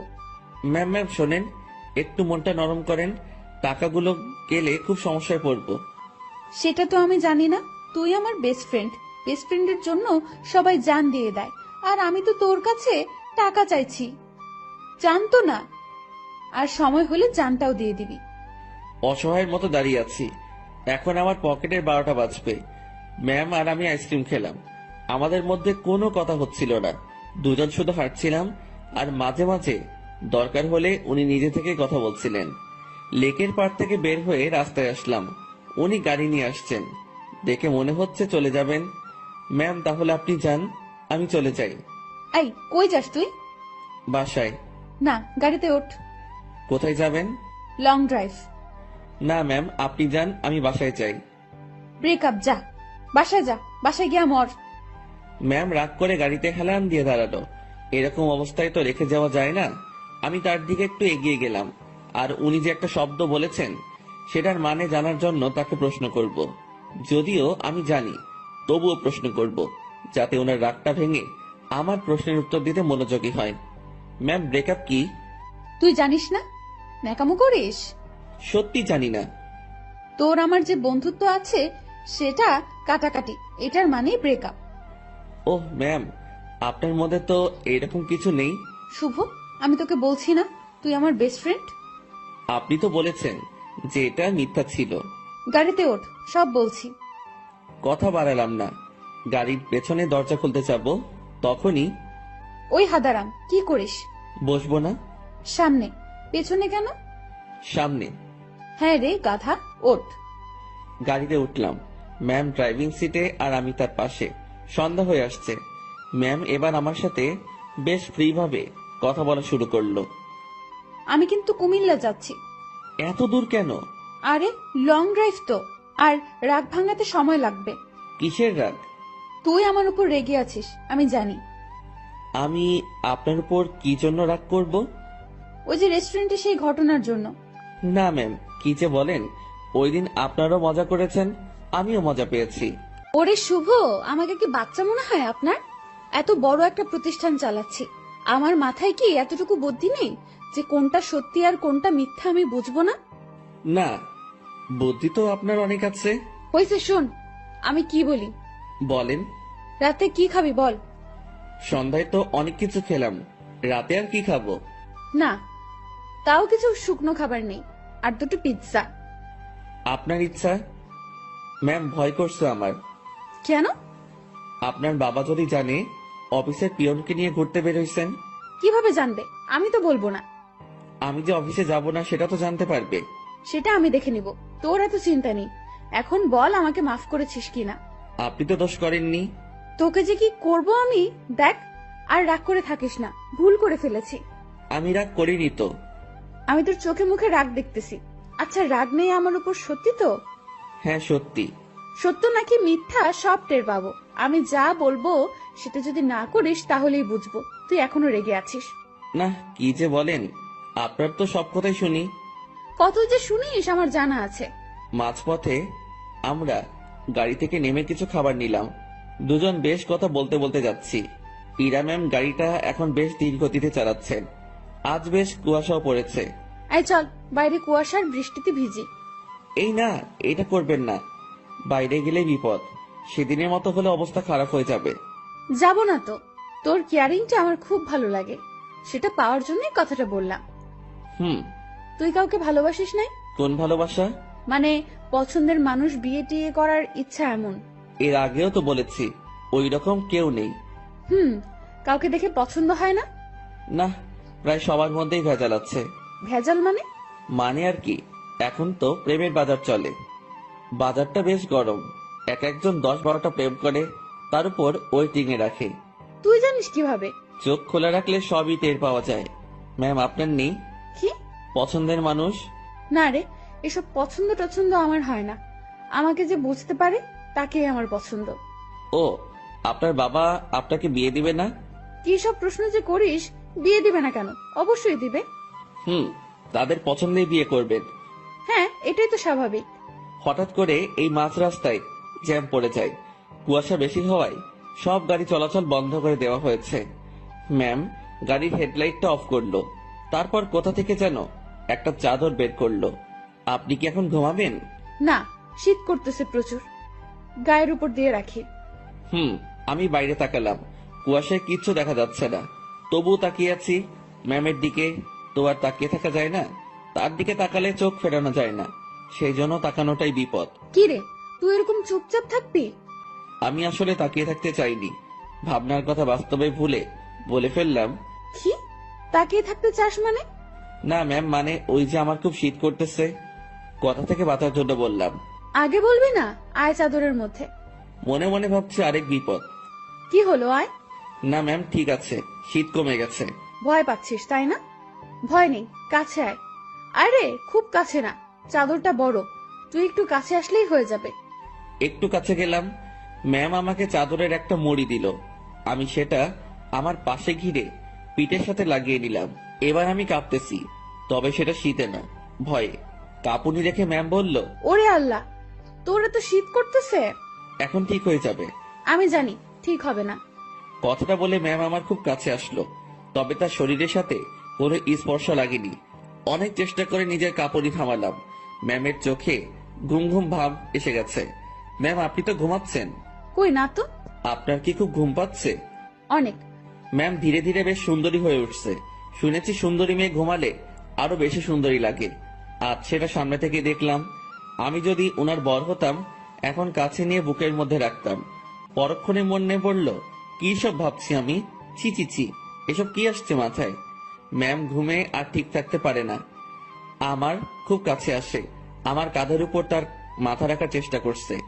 এবার সব ভুলে যাই আমি, নিজে থেকে তার দিকে এগিয়ে যাই, আর উনি তার মাথা আমার কাঁধের উপর রাখে। বুকের মধ্যে হাতুড়ি পেটা হচ্ছে। ওনার নিঃশ্বাস আমার টি শার্টে লাগার পরপরই আমার কেমন যেন একটা অনুভূতি কাজ করছে। না পারছিলাম তখন বুঝতে, না পারছিলাম ভাবতে। কিছুক্ষণ ঘুমানোর পর ম্যাম জাগ না পায়, আমি জেগেই আছি। একটুর জন্য চোখ বন্ধ করিনি। ম্যাম উঠে দেখলো সে আমার কাঁধে মাথা রেখে শুয়ে আছে। ঘাটটা দ্রুত উঠিয়ে দিয়ে বলল, সরি সরি, আমি ঘুমের মধ্যে। ম্যাম আমি আপনার কাছে গিয়েছি, দেখছিলাম আপনি ঝিমুনি দিয়ে বারবার পড়ে যাচ্ছিলেন। হুম। ম্যাম লজ্জা পেয়েছে, লজ্জা মাখা মুখ নিয়ে বলল, রাত অনেক হয়েছে, এখন যা এনেছি সব খেয়ে নিই। জি ম্যাম, আপনার ইচ্ছে। তুই সব আমার উপর নির্ভর করিস কি জন্য? নিজে কিছু বলতে পারিস না? জি ম্যাম, এখনই খাবো। এই, সেটা আমার বলার পর। আমরা খাবার খাওয়া শুরু করলাম। হঠাৎ পুলিশ এসে নক করলো। আমরা গাড়ি থেকে নামলাম। ইরা পুলিশের সাথে কথা বলছিল। আপনারা কোথায় যাচ্ছেন? কুমিল্লা 14 গ্রাম। উনি আপনার কে হন? বর। উনি দূরে দাঁড়িয়ে আছেন কেন? ভয় পাচ্ছে নাকি? এই, তুমি এখানে আসো। মনে মনে বলছিলাম, ভয় পাবো না, পুলিশকে কি মিথ্যাটাই না বললো। আপনারা যে স্বামী স্ত্রী সেটা আমি বুঝবো কিভাবে? এইটারও প্রমাণ লাগবে। হ্যাঁ। আমার চাচ্চু আবু সাইদ পুলিশ কমিশনার। কি নাম বললেন? আবু সাইদ। উনি তো ঢাকায় থাকেন, তাই না? হ্যাঁ। আপনারা ঢাকা থেকেই আসছেন? হ্যাঁ, ঢাকা থেকেই তো আসবো। সাইদকে আমি চিনি, উনি আমার বন্ধু। দাঁড়াও, আমি এখনই ফোন করছি। তুমি আগে বললা না। সরি মামুনি। এরা তো পড়লো মহা বিপদে। তার চাচাকে যদি বলে দেয় বরকে নিয়ে ঘুরতে যাচ্ছে, তাহলে তো ইরা শেষ। এখন সে এই পুলিশকে না করতেও পারবো না।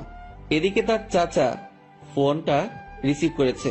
দুজন বন্ধু একে অপরের খোঁজ নেওয়ার পর পুলিশটা ইরার কথা বলল। ইরার চাচা বড় সড়ো এক ধাক্কা খেলো।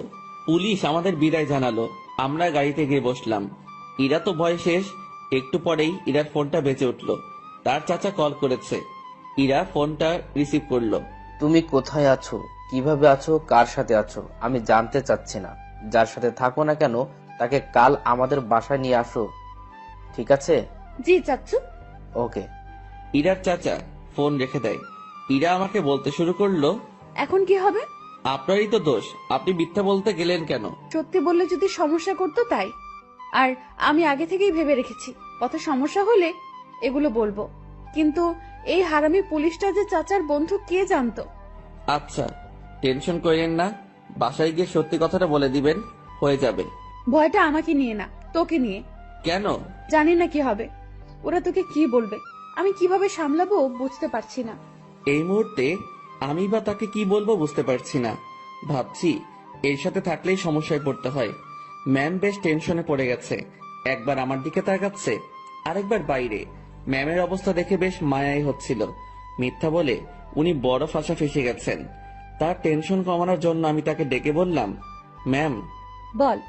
আমি বলি কি, এত টেনশন করে লাভ নেই, যা হবার হবে। আর সত্যিটা বললে হয়তো উনারা বুঝতে পারবে। সত্যিটাই বা কিভাবে বলবো? আমার তো তাদের সামনে কথা বলতে ভয়, হাত পা কাঁপবে। আচ্ছা ম্যাম, উনাদের সাথে আমি কথা বলবো। আরে তোর সাথে ওনারা কথাই বলবে না। সেটা দেখা যাবে, আগে তো বাসায় যাই। রাতটা কাটলো জেগে জেগেই। রাতের শেষ ভাগে যানজট কেটে গেল। আমরা ঢাকায় ফিরলাম আর সোজা ম্যামের বাসার সামনে পৌঁছে গেলাম। ম্যাম আমাকে বাইরে রেখে ভেতরে গেলেন। ভেতরে তার সাথে কি হচ্ছিল সেটা আমার কাছে অজানা। হয়তো তাকে বকা দিচ্ছে। কিছু সময় পর ম্যামের সাথে পুরো পরিবার আসলো। আমি তো দেখেই ভয়ে শেষ। ম্যামের বাবাকে দেখে আরো ভয় লাগছিল, কারণ উনি তো আমাকে চেনেন। স্যার আমার কাছে এসে বললেন, তুই আমাদের অফিসের পিয়ন তাই না? জি স্যার। আশেপাশে সবাই হেসে উঠল। ইরার চাচা তাকে ডেকে বলল, আরে এত মানুষ থাকতে তুই কিনা একটা পিয়নের সাথে লং ড্রাইভে গিয়েছিলি? ইরা চুপ, কারণ সে এখানে কিছুই বলতে সাহস পাবে না। চুপচাপ থাকতে হবে তাকে। তোকে যেন অফিসে না দেখি, ঠিক আছে? জি স্যার। আমি চলে আসলাম তাদের ওখান থেকে। বাইরে এসে দীর্ঘ একটা নিঃশ্বাস ফেললাম। যাক, তেমন বকা দেয়নি। ম্যামকেও হয়তো কিছু বলেনি। নিজের বাসায় আসলাম। 2 দিন পর খাওয়া দাওয়া বন্ধ হয়ে যাবে। বিছানায় শুয়ে শুয়ে ভাবছি, এখানে না থাকতে পারলে চলে যাব। দিনটা কোনো রকমে পার করলাম। পরদিন ঘুম থেকে জাগনা হয়েছে, কিন্তু বিছানা ছেড়ে উঠতে ইচ্ছা করছে না। মোবাইলটা হাতে নিলাম, দেখি বিকাশ কোম্পানি থেকে মেসেজ। বিরক্তি নিয়ে ফোনটা রেখে দিলাম। শুয়ে শুয়ে টাকার কথা ভাবছি। এমন সময় মনে হলো স্ক্রিনে মনে হয় কিছু দেখছিলাম। ঝটপট মোবাইলটা হাতে নিয়ে দেখি 25,000 টাকা আমার অ্যাকাউন্টে কে যেন পাঠিয়েছে। আর একটা মেসেজ আছে, এটা ম্যামের নম্বর। মেসেজটা সিন করে দেখতে পেলাম উনি শুধু ব্রেকআপ লিখে পাঠিয়েছেন। নিজে নিজে শিওর হলাম টাকাটা উনি পাঠিয়েছেন। হয়তো আমার প্রতি তার দয়া হয়েছে। যাক, আমার একটু ভালোই হলো, কাজ খুঁজতে সুবিধা হবে। ম্যামের সাথে দেখা হলে ধন্যবাদ দিব। আমার রুমের দরজায় কারো নক। আলসিমি ছেড়ে উঠে দরজা খুললাম। পাশের বাসার বড় ভাই এসেছে, যার কাছ থেকে আমি টাকা ধার করে এনেছি। ভাই, আমার টাকাটা খুব প্রয়োজন, তুই যেভাবে পারিস টাকাটা দে। ভাই আমি তো বলেছি কয়েকদিন পর দিতে পারবো। না ভাই, আমার খুব দরকার। আচ্ছা আপনি বাসায় যান, আমি টাকা নিয়ে আসছি। দরজা লাগিয়ে দিয়ে ফোনটা হাতে নিব, তখনই আবার দরজায় নক। কেমন যেন খুব রেগে গিয়ে দরজাটা খুলেই বলি, আরে ভাই বললাম তো দিয়ে আসবো। একটু ধমকে সুরেই বলেছি। আমার এমন করে বলাটা ভুল হয়েছে, কারণ সামনে ম্যাম দাঁড়িয়ে আছে। এখন কি বলবো, কিভাবে কথা কাটিয়ে নিব, এসব ভাবতে ভাবতে ম্যাম নিজেই প্রশ্ন করলো, কি সমস্যা? এত রেগে আছিস কেন? আপনি এখানে? আমি বেশ অবাক, কারণ তাকে এখানে এভাবে কখনো আশা করিনি। আমার সামনে থেকে সর কুত্তা, ভেতরে যাব। আমি সরে দাঁড়াতে উনি ভেতরে ঢুকলেন। তারপর আমার বিছানায় নিজের শরীরটা এলিয়ে দিলেন। ফ্রেশ হয়ে নে। আজকে আবার কোথাও যাবেন নাকি? আরে না, তুই যা, ফ্রেশ হয়ে নে, কথা আছে। আচ্ছা আমি বাইরে থেকে আসছি একটু। ওকে। আমি বাইরে এসে টাকা উঠে বড় ভাইকে থামিয়ে আসি। উনি যদি আবার আসতেন, আমার রুমে মেয়ে দেখে হয়তো ভিন্ন কিছু ভাবতো। রুমে এসে দেখি ম্যাম ঘুমিয়ে গেছে। আমি ফ্রেশ হয়ে নিলাম। কাজ শেষে উনার দিকে তাকিয়ে ভাবছি, এই মেয়েটার যে কি হয়েছে। উনি চোখ খুলে বললেন, খাওয়া হয়েছে? না। টাকা না পাঠিয়ে দিলাম, এখনো খাসনি কেন? উঠতে তো হবে। যা, বাইরে থেকে খাবার নিয়ে আয়, একসাথে খাবো। ম্যাম, আপনি এই পরিবেশে খেতে পারবেন না। তুই পারলে আমিও পারবো। কথা বাড়িয়ে লাভ নেই, এই মেয়ে আমার কথা শুনবে না। বাইরে গিয়ে টাকা উঠিয়ে ভাইকে দিলাম, আর ম্যামের কথা মতো খাবার নিয়ে আসলাম। খাবারটাও সকাল সকাল বিরিয়ানি। কি নিব ভেবে না পেয়ে এটা নিয়ে ফিরলাম। এসে দেখি ম্যাম আবার বিছানা উঠাচ্ছে। ম্যাম ম্যাম, ছি ছি ছি, কি করেন?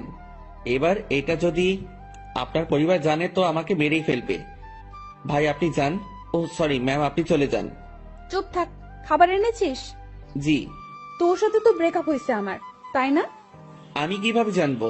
ওই যে সকালে মেসেজ করলাম। ওইটা যে আপনি কি জন্য লেখেন আমি জানি না। ব্রেকআপ হয়েছে তাই লিখছি। ও ভালো। আচ্ছা ম্যাম, আপনি খাবার খেয়ে বাসায় চলে যান। আপনার সাথে থেকে আমার চাকরিটা গেছে, জীবনটা যাক এটা আমি চাই না। চাকরি গেছে তো কি হয়েছে? আপনাকে তো বেতন দেওয়া হয়েছে, এত টাকা কেন দিয়েছেন? 20,000 তোর, আর বাকি টাকা তোর বেতন। যদিও কিছু টাকা আছে, সেটা মাস শেষে দিয়ে দিব। কাজ না করে টাকা আমি নিব না। কাজ তো তোকে দিবই। কি কাজ? আমার সাথে সময় কাটানো। আমাকে তো ইয়ে পাইছেন। মানে কি?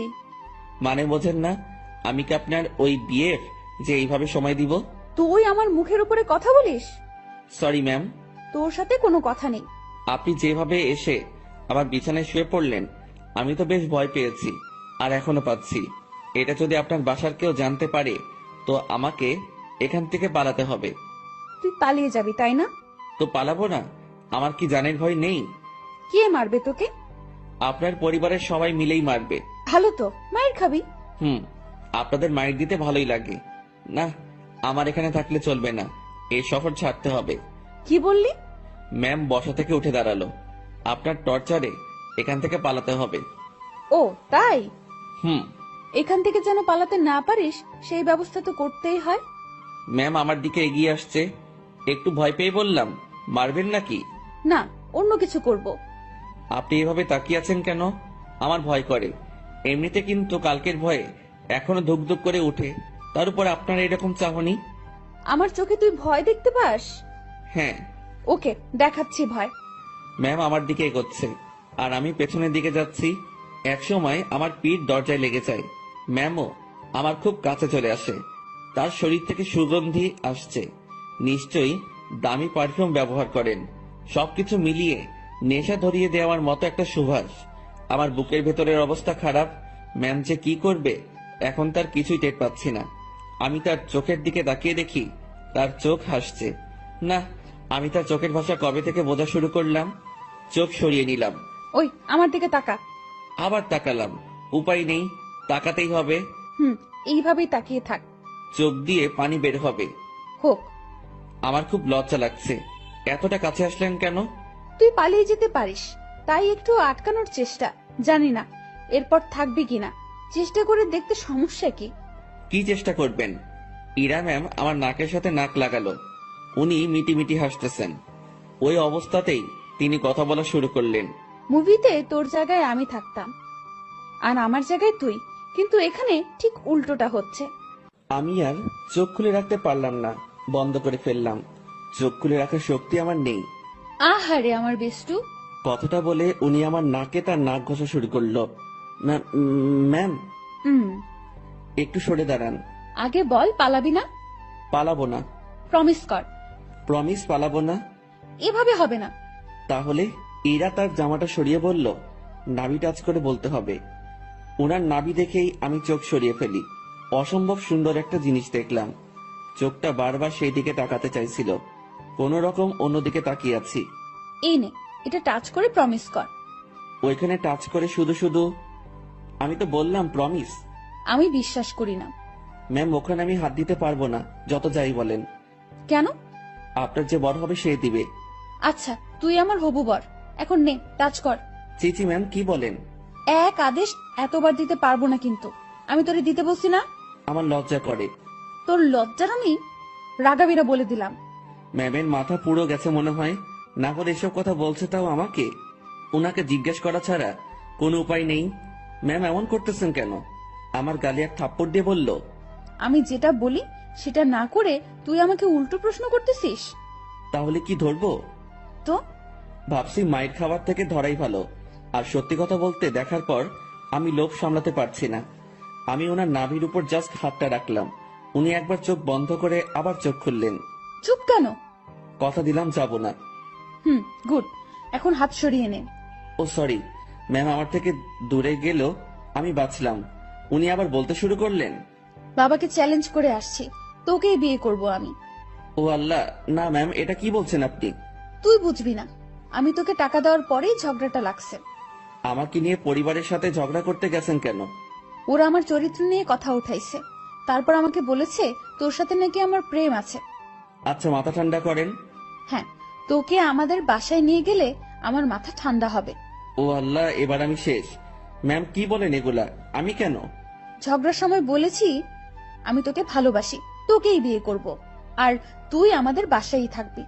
মানে আপনি আমার উপরে যাওয়ার টিকিট নিয়ে আসছেন তাই না? জানি না, ব্যাগপত্র গুছিয়ে নে আর আমার সাথে চল। এইমাত্র বললেন জাস্ট না পালালেই হবে, এখন আবার বলছেন আপনাদের বাসায় নিয়ে যাবেন। দেখে নিলাম তুই আমার উপর কতটা দুর্বল আর কতটা ভালোবাসিস। না, আপনি কি যে বলেন, আমি আপনাকে সাধু, হইছে, অনেক হইছে। ড্যাব ড্যাব করে আমার দিকে তাকিয়ে থাকিস, আবার আমার নাভির দিকে তাকিয়েছিলি, আমি বুঝি না। ওনার যা কথার স্পিড আমি পেরে উঠছিলাম না। এখন ওনার বায়না আমাকে তাদের বাসায় নিয়ে যাবে। আর যাই হোক, নিজের জানটা অকালে চলে যাক সেটা আমি চাই না। আমি তো যাবনি, সেটাই মনে মনে ঠিক করলাম। এখন ম্যামকে বোঝাতে হবে, ম্যাম আমি যাব না। রুমে ছুরি নেই? কি করবেন? হাত কাটবো আমার। এই না, তোর সাথে কথা নেই, ব্রেকআপ, যা। তুই মানা করার কে? ছুরি কই সেটা বল। না না ম্যাম, যাব আমি। দ্রুত তোর কাপড় গুছিয়ে ব্যাগে ওঠা। ওকে ওকে, উঠাচ্ছি। না, তুই ভাঁজ করে দে, আমি উঠাচ্ছি। আমি কাপড়গুলো ভাঁজ করে দিচ্ছি আর ভাবছি এইরকম জেদ ধরা ভালোবাসার জন্য আমি তার সাথে চলে যাচ্ছি। এটা কি ঠিক হবে? আমি ইরাকে ভয় ভয় বললাম, ম্যাম একটা কথা। বল। দেখেন, এরকম জেদ ধরা ভালোবাসা নিয়ে আপনার সাথে যাচ্ছি, এর কি কোনো গ্যারান্টি আছে? নাকি সময় শেষ হলে, জেদ শেষ হলে তাড়িয়ে দিবেন?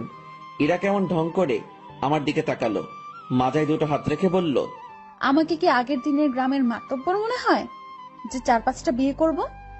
বিয়ে একটাই, আর ভালোবাসা একটাই। আপনি কি আমাকে ভালোবাসেন? না। তো নিয়ে যাচ্ছেন কেন? একসাথে থাকতে থাকতে ভালোবাসাটা হয়ে যাবে। আচ্ছা চলেন। দাঁড়া, কিছু কথা বলে নেই। জি বলেন।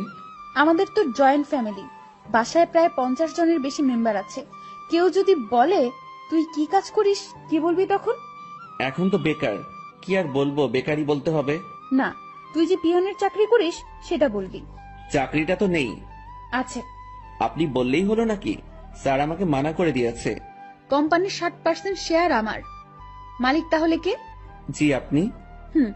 আজ বাসায় আমার সাথে থেকে কাল সকালে দুজন একসাথে অফিসে যাব, ঠিক আছে? জি ম্যাম, ঠিক আছে। যানটা হাতে নিয়ে ওনার সাথে রওনা দিলাম। ম্যাম কখন কি করে বোঝা বড় দেয়, তার মাথায় যে কি করে আল্লাহ জানে, আর উনিই জানেন। ওনার বাসার দিকে যতই অগ্রসর হচ্ছি ততই বুকের ধুকপুকুনিটা বাড়ছে। ম্যামের বাবাকে অফিসে দেখেই যে ভয় পেয়েছি, এখন তার সামনে থাকতে হবে, তাও আবার তার মেয়ের হবু জামাই হয়ে। ভাবতেই সারা শরীরে লোমগুলো দাঁড়িয়ে যাচ্ছে।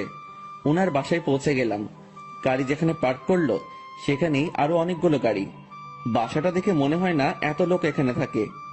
এই, তুই আমার পিছু পিছু থাকবি, ওকে? জি ম্যাম, ওকে। বাসার ভেতরে ঢুকলাম। বসার ঘরে সবাই বসে আছে, কেউ কেউ আড্ডাতে মেতে আছে।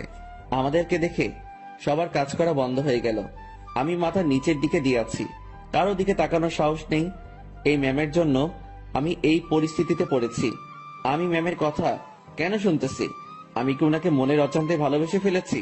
না, ভাবনা ঢুকলে চলবে না, এখন অ্যাক্টিভ থাকতে হবে। ম্যাম যেটা বলবে সেটাই করতে হবে। ধীরে ধীরে বাসার সবাই চলে আসলো। ওনার বাবা মা তো প্রথম থেকেই এখানে ছিলেন।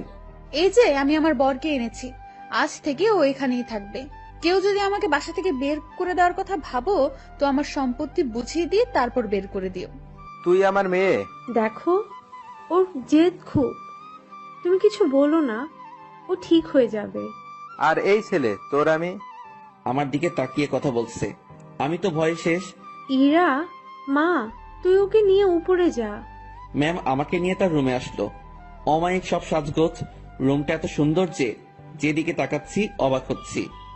আমি তো রুম দেখাতে ব্যস্ত। ম্যাম তখন আমাকে বললেন, তুই বিছানায় উঠে থাক, আমি আসছি। ম্যাম কই যান আপনি? নিচে। আমার ভয় করে কেউ এসে আমাকে মেরে ফেলবে। আরে পাগলা, কে মারবে? আপনার ওই পুলিশ চাচা। উনি বাসায় নেই, আর আমি নিচে যাব আর আসবো। আচ্ছা। ইরা চলে যাওয়ার পর রুমটা ভালোভাবে দেখছিলাম। দেখতে দেখতে বিছানায় বসে পড়লাম। বিছানাটাও বেশ নরম, বসার সাথে সাথে কেমন যেন একটা নরম তুলতুলে ভাব। হঠাৎ ইরার মা রুমে প্রবেশ করলেন। আমি তাকে দেখে দাঁড়িয়ে গেলাম। উনি আমার কাছে এসে বললেন, বাবা, নাম কি তোমার? জি শুভ। ও, ইরা হয়তো পাগলামি করে এমনটা করেছে।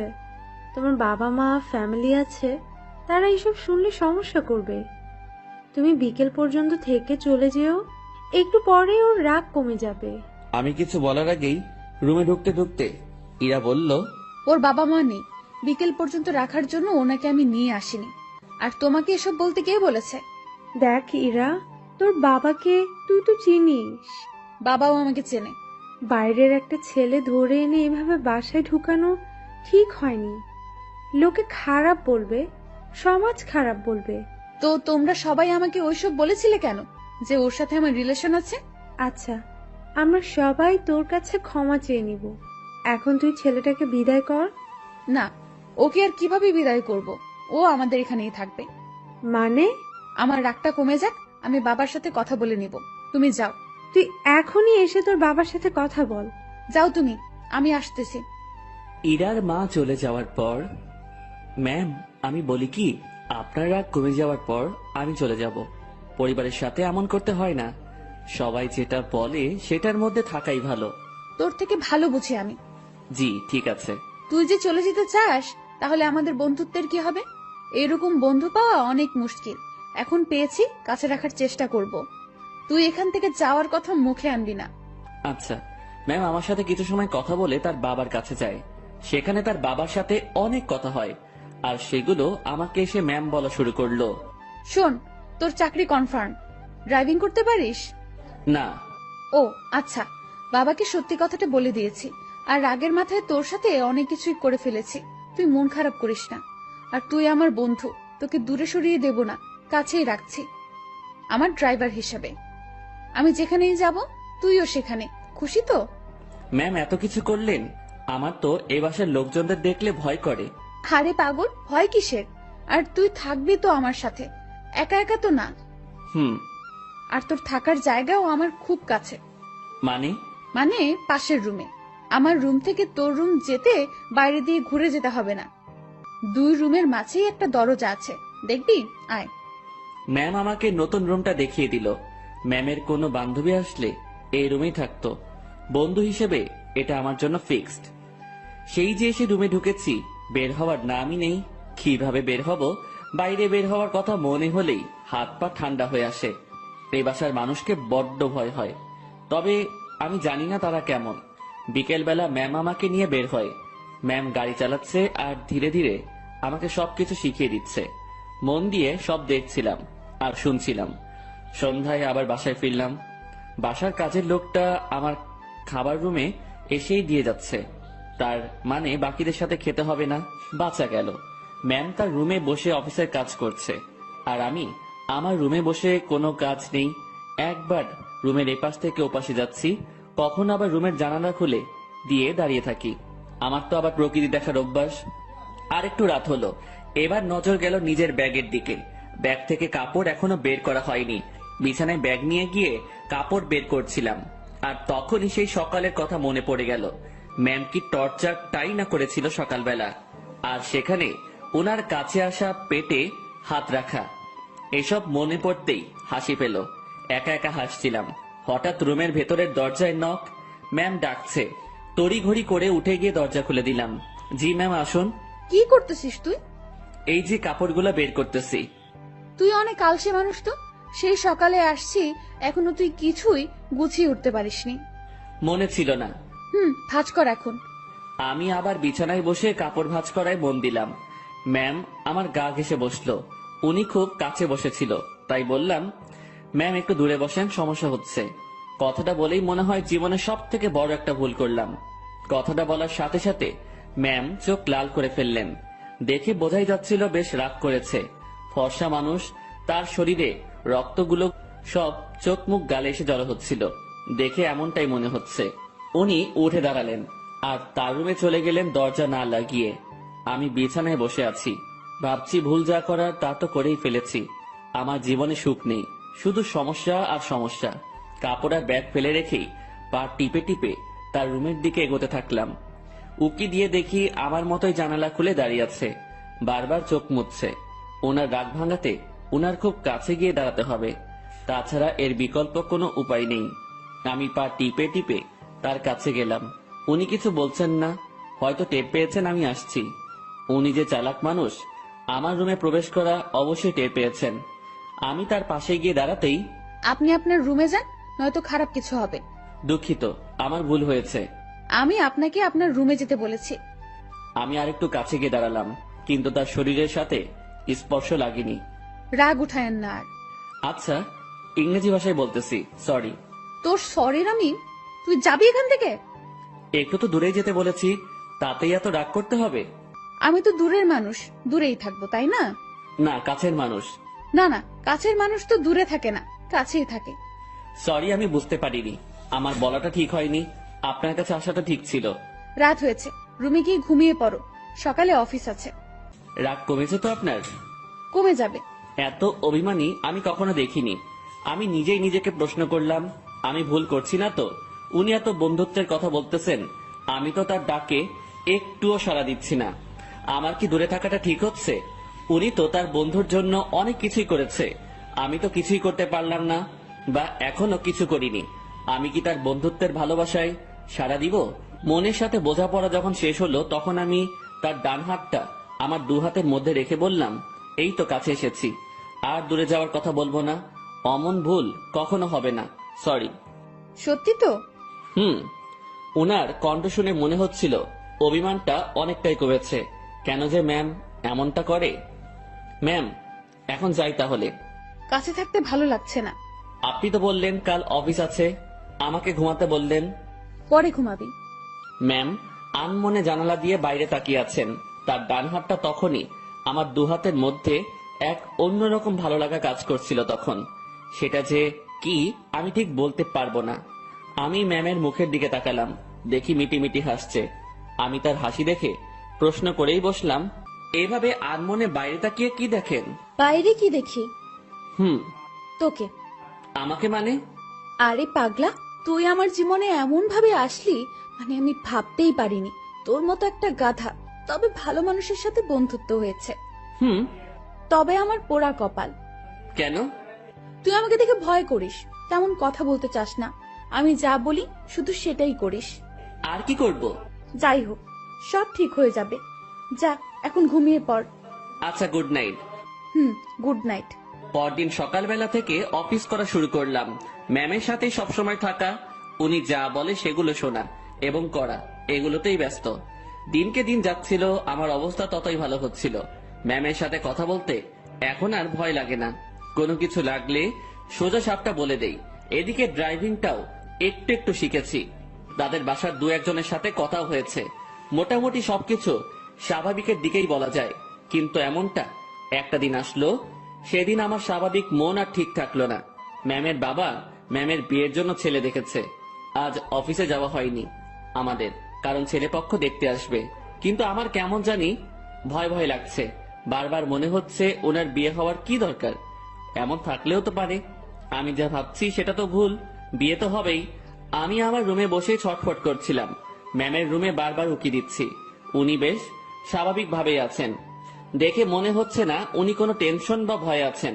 তাহলে আমি ভয় করছি কেন? আমি তাকে হারানোর ভয় করছি না তো? ছি ছি, তাকে হারানোর কি আছে? সে তো আর আমার না। ম্যাম আমাকে বলেছিল উনি আমাকে ভালোবাসেন, সেটা ছিল বন্ধুত্বের। আর আমি যেটা ভাবছি সেটা তো অন্য কিছু। না, নিজের মনের অজান্তেই তাকে ভালোবেসে ফেললাম। এসব কখন হলো? আমি তো এইরকম কিছু ভাবিনি তার সম্পর্কে। পরক্ষণেই মনে হলো আমি তার চিন্তায় দিন পার করেছি, সেখান থেকেই এই অবস্থা। নিজের রুমে আর থাকতে পারলাম না। বিছানা থেকে উঠে ম্যামের রুমে চলে গেলাম। ম্যাম বসে বই পড়ছেন। আমাকে দেখে বললেন, কিছু বলবি? বল। আপনাকে দেখতে আসছে। তুই তো জানিস, নতুন করে প্রশ্ন করার কি আছে? যদি তারা আপনাকে পছন্দ করে, আপনি কি রাজি হবেন? ছেলে যদি ভালো হয়, পরিবার যদি ভালো হয়, তাহলে মানা করব কেন? তাই ঠিক। এটাই বলতে আসছিলি? না। সকাল সকাল তোতলানো শুরু করেছিস? কিছু হয়েছে? একটা কথা বলার ছিল। ম্যাম আমার দিকে তাকিয়ে বইটা বন্ধ করে পাশে রাখলো। তারপর আমাকে তার সামনাসামনি বসতে বলল। তোকে দেখে মনে হচ্ছে আমাকে কিছু বলতে চাচ্ছিস, কিন্তু ভয় করতেছিস। হ্যাঁ, ওই রকমই। ভয় নেই, বল। কিছু বলবেন না তো? আরে আমি তোর বন্ধু না, তোকে কি বলবো পাগল?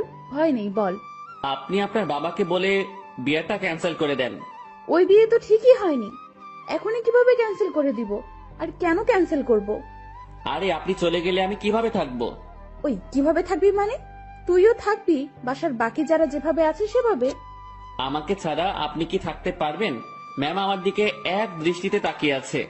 আমার কথা শুনে হয়তো সে অবাক হয়েছে। এই বাসায় বিয়ে করেন? মানে তোর মাথা গেছে নাকি? I love you. মুখ ফসকে হোক আর যেভাবে হোক কথাটা বলে ফেললাম। মনে মনে ভাবছিলাম বাংলায় বলবো, কিন্তু মুখ থেকে ইংরেজিতেই বেরিয়ে গেল। আমার কথা শুনে ম্যাম মিটি হাসতেছেন। তুই যা বললি ভেবে বলেছিস? না, কেন? ভাবার কি আছে? আমার যেটা নিয়ে ভয় হয়েছে সেটার জন্য বলেছি এটা। কি নিয়ে ভয় হয়েছে? আপনার চলে যাওয়া। আমি চলে গেলে তো কি হয়েছে? তুই একটা বিয়ে করবি, তার সাথে থাকবি, সে তোর কেয়ার করবে। আপনাকে লাগবে। বাচ্চাদের মতো আবদার করতেছিস কেন? জানি না। এক অন্যরকম শুভকে দেখছি, যে কখনো এভাবে আমার কাছ থেকে কিছু চায়নি। আচ্ছা কি লাগবে, কি জন্য লাগবে, সবকিছু বুঝিয়ে বল। আমি কিছু বোঝাতে পারবো না। আপনাকে লাগবে, আর আপনাকে ভালোবাসার জন্য লাগবে। আমার এমন কথা শুনে ম্যাম লজ্জায় তো শেষ, অন্যদিকে তাকিয়ে হাসতেছে। হাসি থামিয়ে বলল, তো এখন আমাকে কি করতে হবে? আপনি বোঝেন না? যতই বুঝি, কিন্তু আপনাকে বলতে হবে। কি করতে হবে বলেন। একবার তো বললামই যে ভালোবাসি, আর আমার কাছে থাকতে হবে। যদি বলি ভালোবাসি না? আমি চুপ করে রইলাম। এই কথার উত্তর দে। আমি কিভাবে আটকাবো? চলে যাবেন, আমিও চলে যাব। কোথায় যাবি? জানি না। ও, তো বলেন, ভালোবাসার বীজ কবে বপন করেছিলেন, আর সেটা থেকে চারা গাছ হলো কিভাবে? ইরা নামের একটা পাখি আমার জমিতে এসে তার মুখ থেকে ভালোবাসার বীজটা ফেলে দিয়ে চলে যায়, আর সেই বীজটাই। পুরোটা বলার আগেই ম্যাম হাসতে হাসতে শেষ। উনার হাসি দেখে আমার রাগ হচ্ছিল। আমি উনাকে কিছু বোঝাতে যাচ্ছি, আর উনি হেসে উড়িয়ে দিচ্ছেন। উনি হাসি থামিয়ে বললেন, আজ সকালটা অন্যরকম ভাবে শুরু হলো। এমন হাসির কথা কখনো শুনিনি। উনার কথা শুনে বেশ লজ্জা পেলাম। হয়তো মনের কথাটা বলা ঠিক হয়নি। আমি তার সামনে থেকে উঠলাম আর নিজের রুমে যাওয়ার জন্য পা বাড়ালাম। ম্যাম ডেকে বললেন, কই যাস? ঘুম পাচ্ছে, ঘুমাবো। ঘুম নাকি রাগ? না, ঘুম। রাগ। না ম্যাম, ঘুমই পাচ্ছে। আমার জানা আছে, তুই এখানে এসে বস। কথা না শুনলে বকা দিবে। বাধ্য হয়ে আবার তার সামনাসামনি বসলাম। আমার আর তোর মাঝে সম্পর্কটা কিসের? বন্ধুত্বের।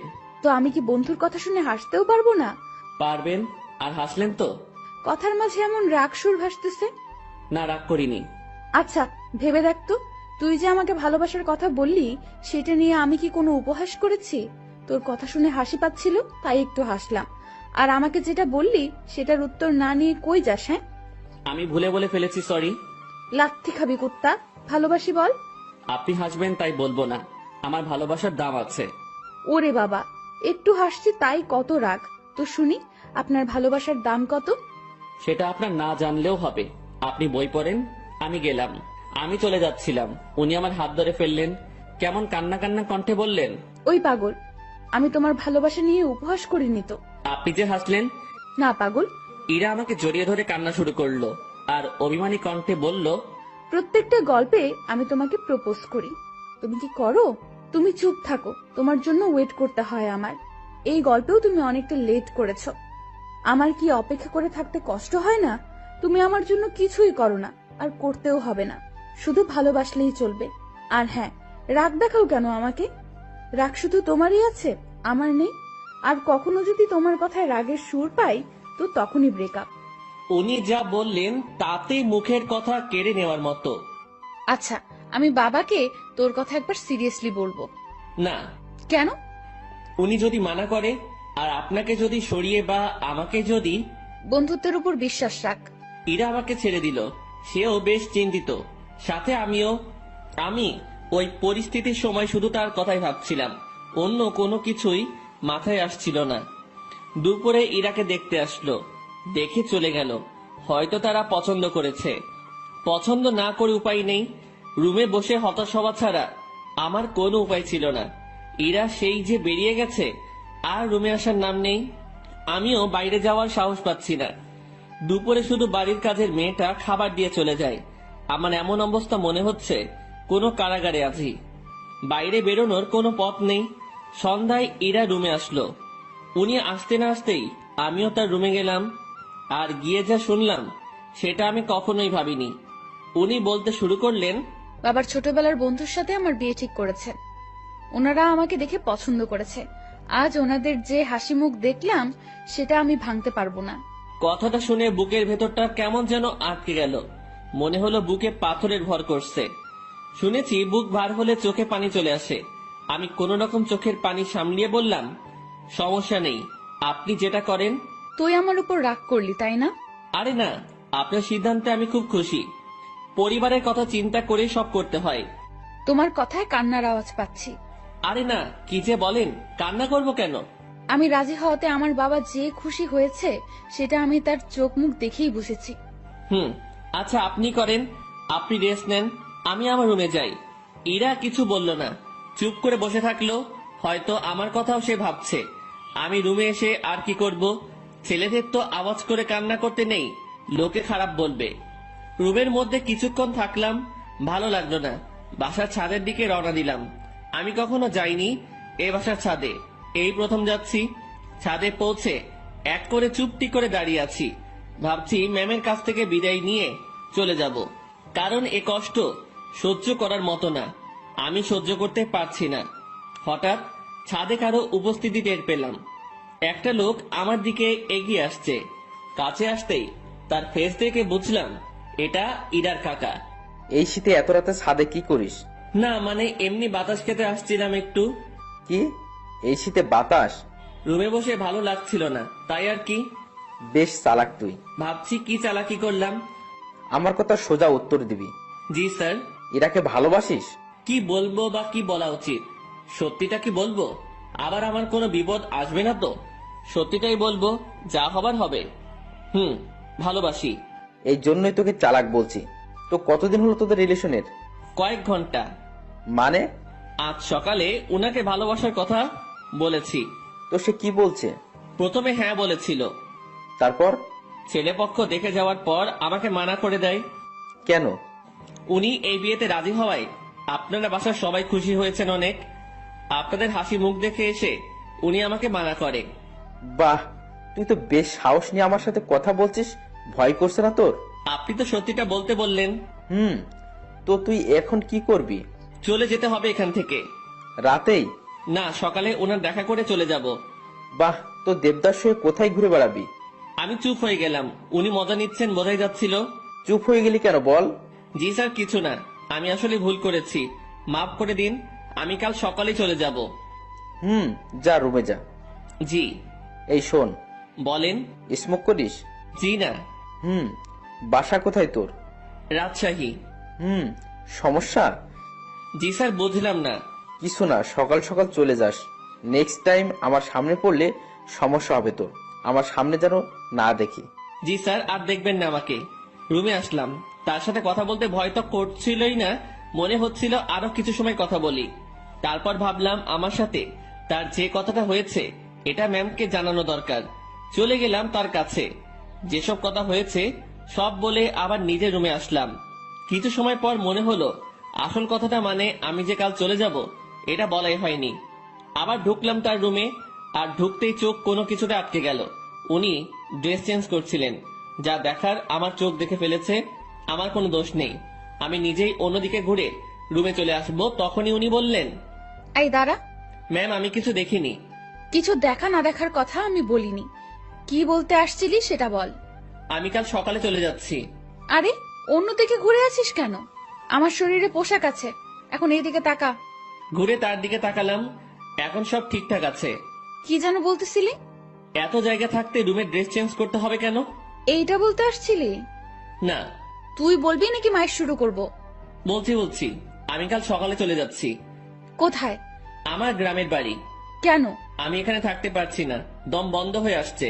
এতদিন তো দম বন্ধ হয়নি, আজ হচ্ছে কেন? দেখেন, ভালোবাসার মানুষটি চোখের সামনে থেকে এভাবে হারিয়ে যাবে, আমি এটা দেখতে পারবো না।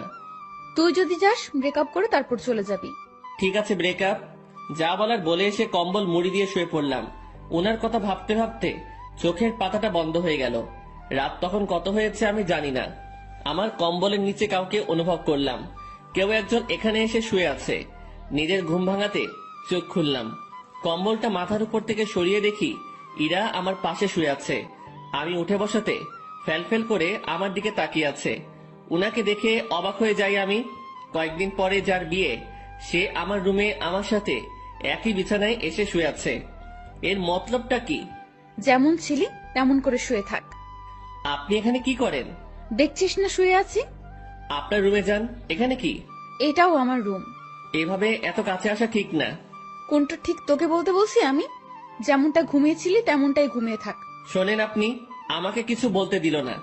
উনি উঠে আমার মুখ চেপে ধরলো, তারপর শুয়ে দিয়ে উনি আমার পেটের উপর বসে কম্বলটা আমার মাথার পেছনে গুজে দিল।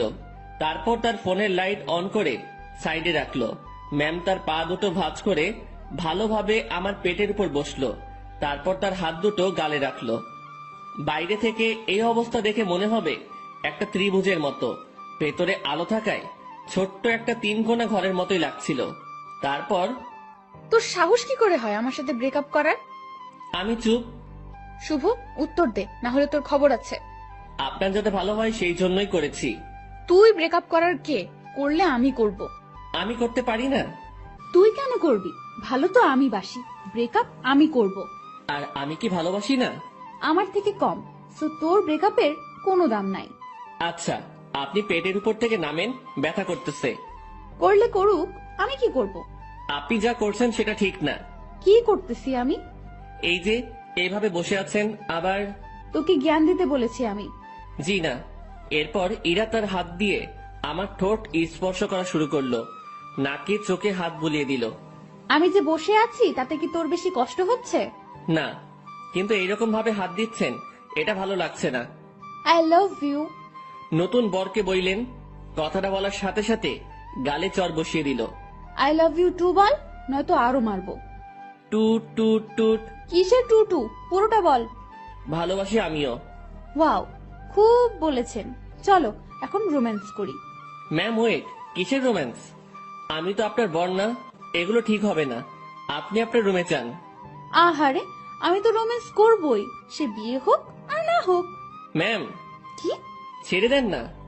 ওলে, খুব ভয় লাগছে তোমার?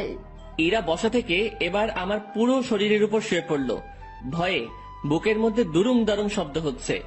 ইরা এবার আমার বুকের উপর হাত রেখে তাতে তার থুতনি রাখলো আর বোকা বোকা গলায় বলল, ভয় নেই, এই যে তোমার কাঁধ থেকে মাথা পর্যন্ত আজ আমি এইটুকুতে আমি যা ইচ্ছা করব। ওনাকে আর থামাতে পারলাম না। ভেতরে ফোনের লাইট নিভিয়ে দিয়ে আমার ঘাড়ে আর গলায় তার ঠোঁটের স্পর্শ দেওয়া শুরু করলো। তার খোলা চুলগুলো আমার দিকে হেলেছিল, আর উনি তো তার কাজ করেই যাচ্ছেন। কিছু সময় পর, আমি তোমার বুকে এখন ঘুমাবো, সকালে আমাকে ডেকে দিও। আমি কিছু করতে পারি না। তুমি আবার করবা? তুমি মানে, সরি, আপনি যেগুলো করলেন। ওই না, তুমি কেন করবা? তুমি কিচ্ছু করতে পারবে না। হুম। রাগ। আরে না, কি বলেন, রাগ করবো কেন? সরি। ইরা ফোনের লাইট আবার অন করলো। উনি ওনার গলা থেকে ওড়নাটা সরিয়ে দিতে নিচ্ছিল, আমি থামিয়ে দিলাম। কি করছেন? তুমি না বললে কি যেন করবা? আপনার ওই গলাটুকুই লাগবে। হ্যাঁ, এই আমাকে কিছু করতে দিল না, আর এখন উনি বায়না ধরে বসে আছেন। লোভ তো আপনি ধরিয়েছেন। এই, আমার দোষ দিবা না একদম। লোভ সামলাতে পারো না তুমি? হুম। এই যে গলাটুকুই শুধু, এর নিচে আসলে মায়ের ওকে। আচ্ছা। কি মানুষ রে বাবা, নাও করে না। আমি উঠে বসে ওনার গলায় আমার ঠোঁটের স্পর্শ দিতে লাগলাম। ইরার মতো আমি বেশি সময় নিলাম না। একটু পরে বললাম, রুমে গিয়ে ঘুমিয়ে পড়ো। এটা আমার রুম। এখানেই থাকবে? হ্যাঁ। দুজন একে অপরের দিকে তাকিয়ে আছি। তাকিয়ে থাকতে থাকতে দুজনই কান্না করে দেই। ইরা আমাকে বলল, এই তুমি কান্না করতেছো কেন?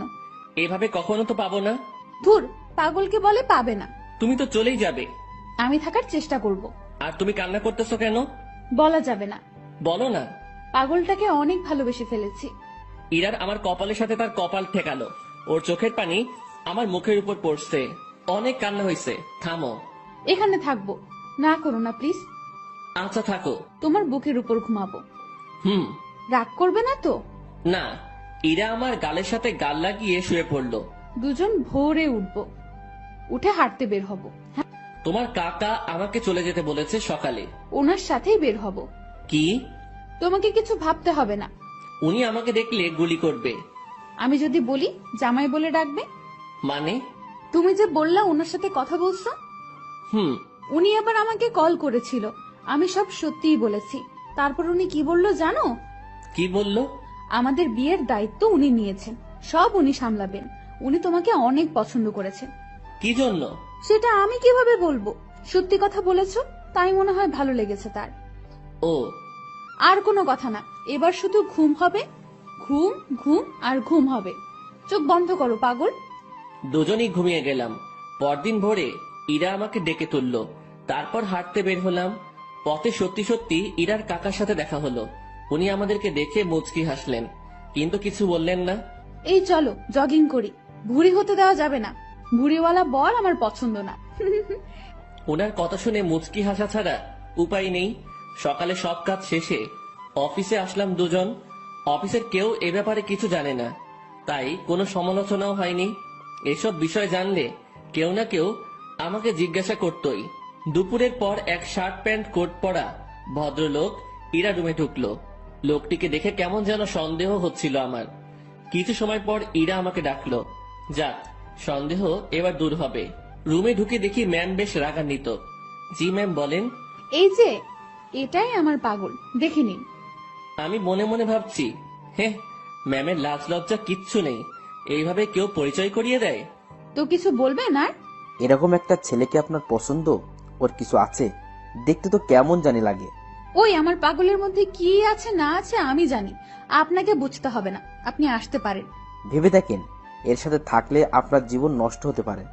এই শালা, ভাষা খারাপ করবি না। জীবন নষ্ট হবে মানে? ম্যাম তো তাকে মারার জন্য উঠেছে।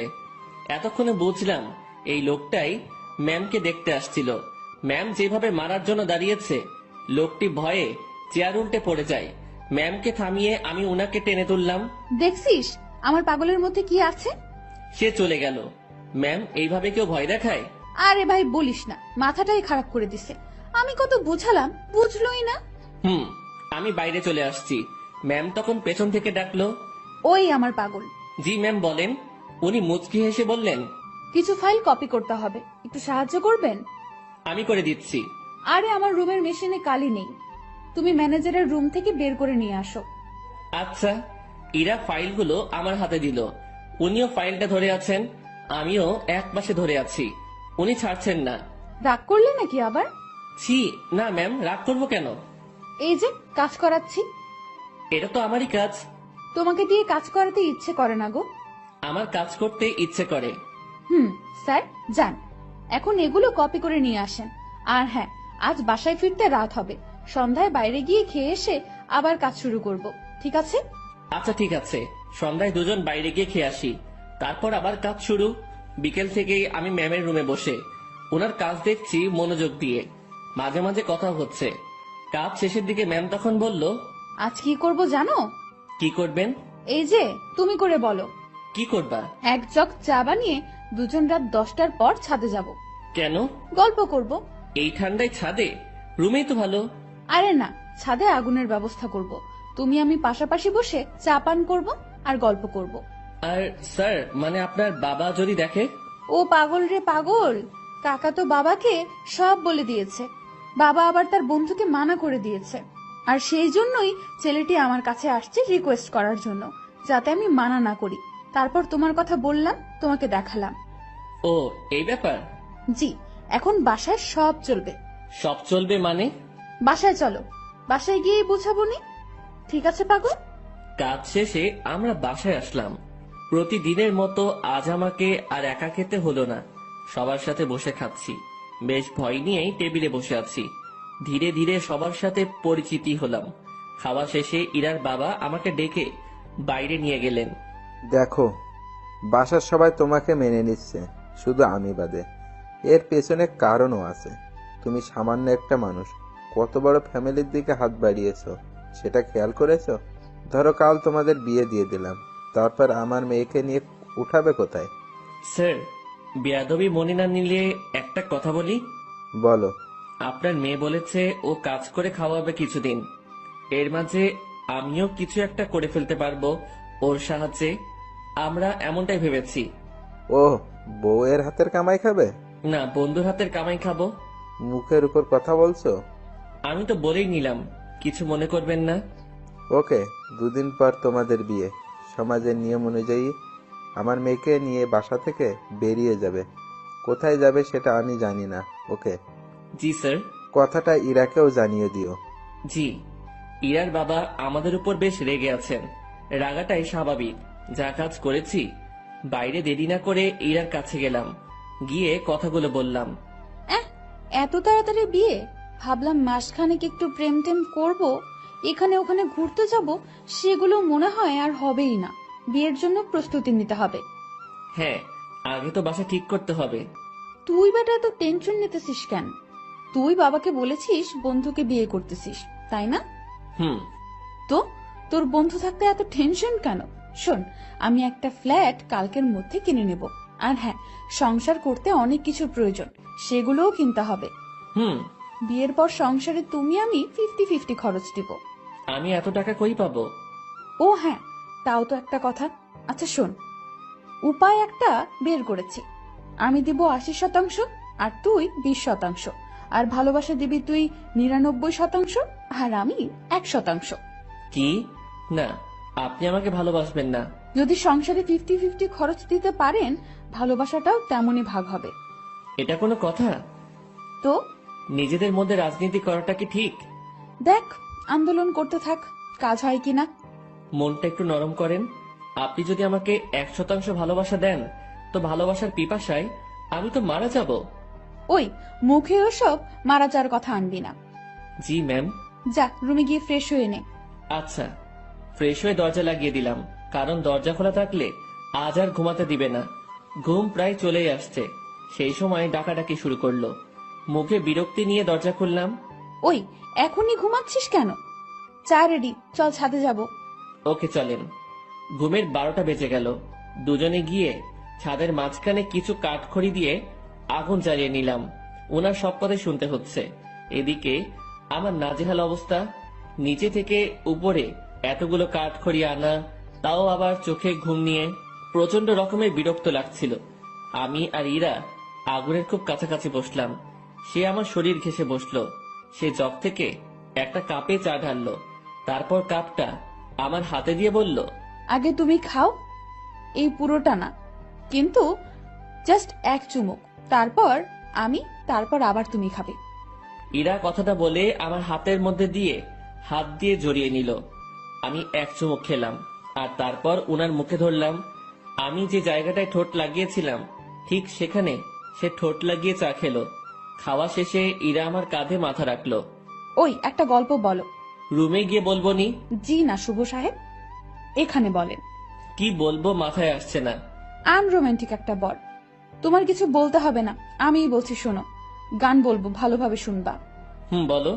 আমার কাছে তুমি মানে 7 রাজার ধন, আমার কাছে তুমি মানে অন্যরকম, আমার কাছে তুমি মানে আমার পোষা পাখি, দিনে রাইতে বুঝিয়া তোমায় আমি দেখি, তোমার কাছে হয়তো বন্ধু আমি কিছু না, তাই তো তোমার স্বপ্নে বন্ধু আমি আসি না।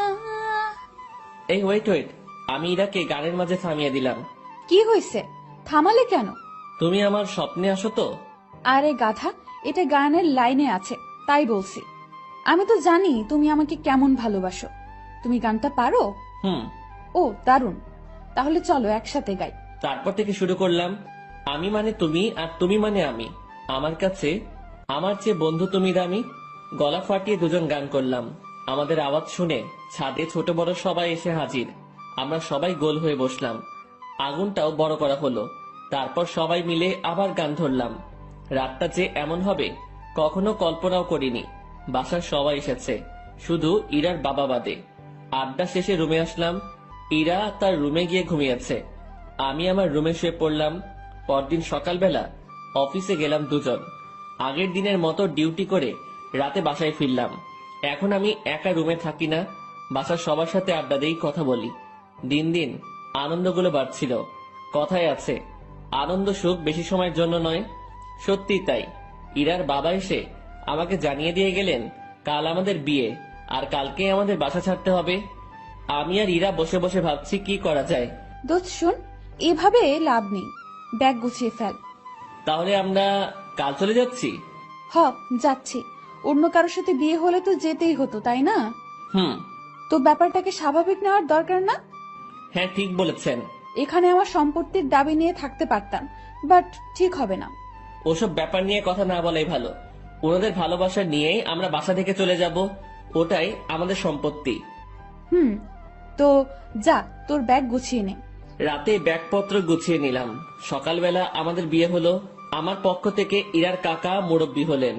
বিয়ের সব কাজ শেষে খাওয়া দাওয়া শেষ, এবার আমাদের যাওয়ার পালা। আমরা রাতে প্ল্যান করেছি বিয়ে করি আর যাই করি অফিস মিস দেওয়া যাবে না। এখান থেকে অফিসে যাব, তারপর কারো মাধ্যমে আমরা একটা বাসা ভাড়া নিব।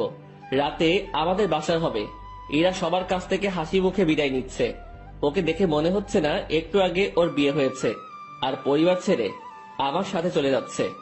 আমরা বাড়ির মেইন দরজা পার হতে না হতেই ইরার বাবা আমাদের আটকিয়ে দিল। কোথায় যাচ্ছ তুমি? কোথায় আবার বিয়ে হয়েছে? এখন কি আর একটা বাড়ি আছে আমার? আমার ঠিকানা তো এখন শ্বশুর বাড়ি, সেখানেই যাচ্ছি।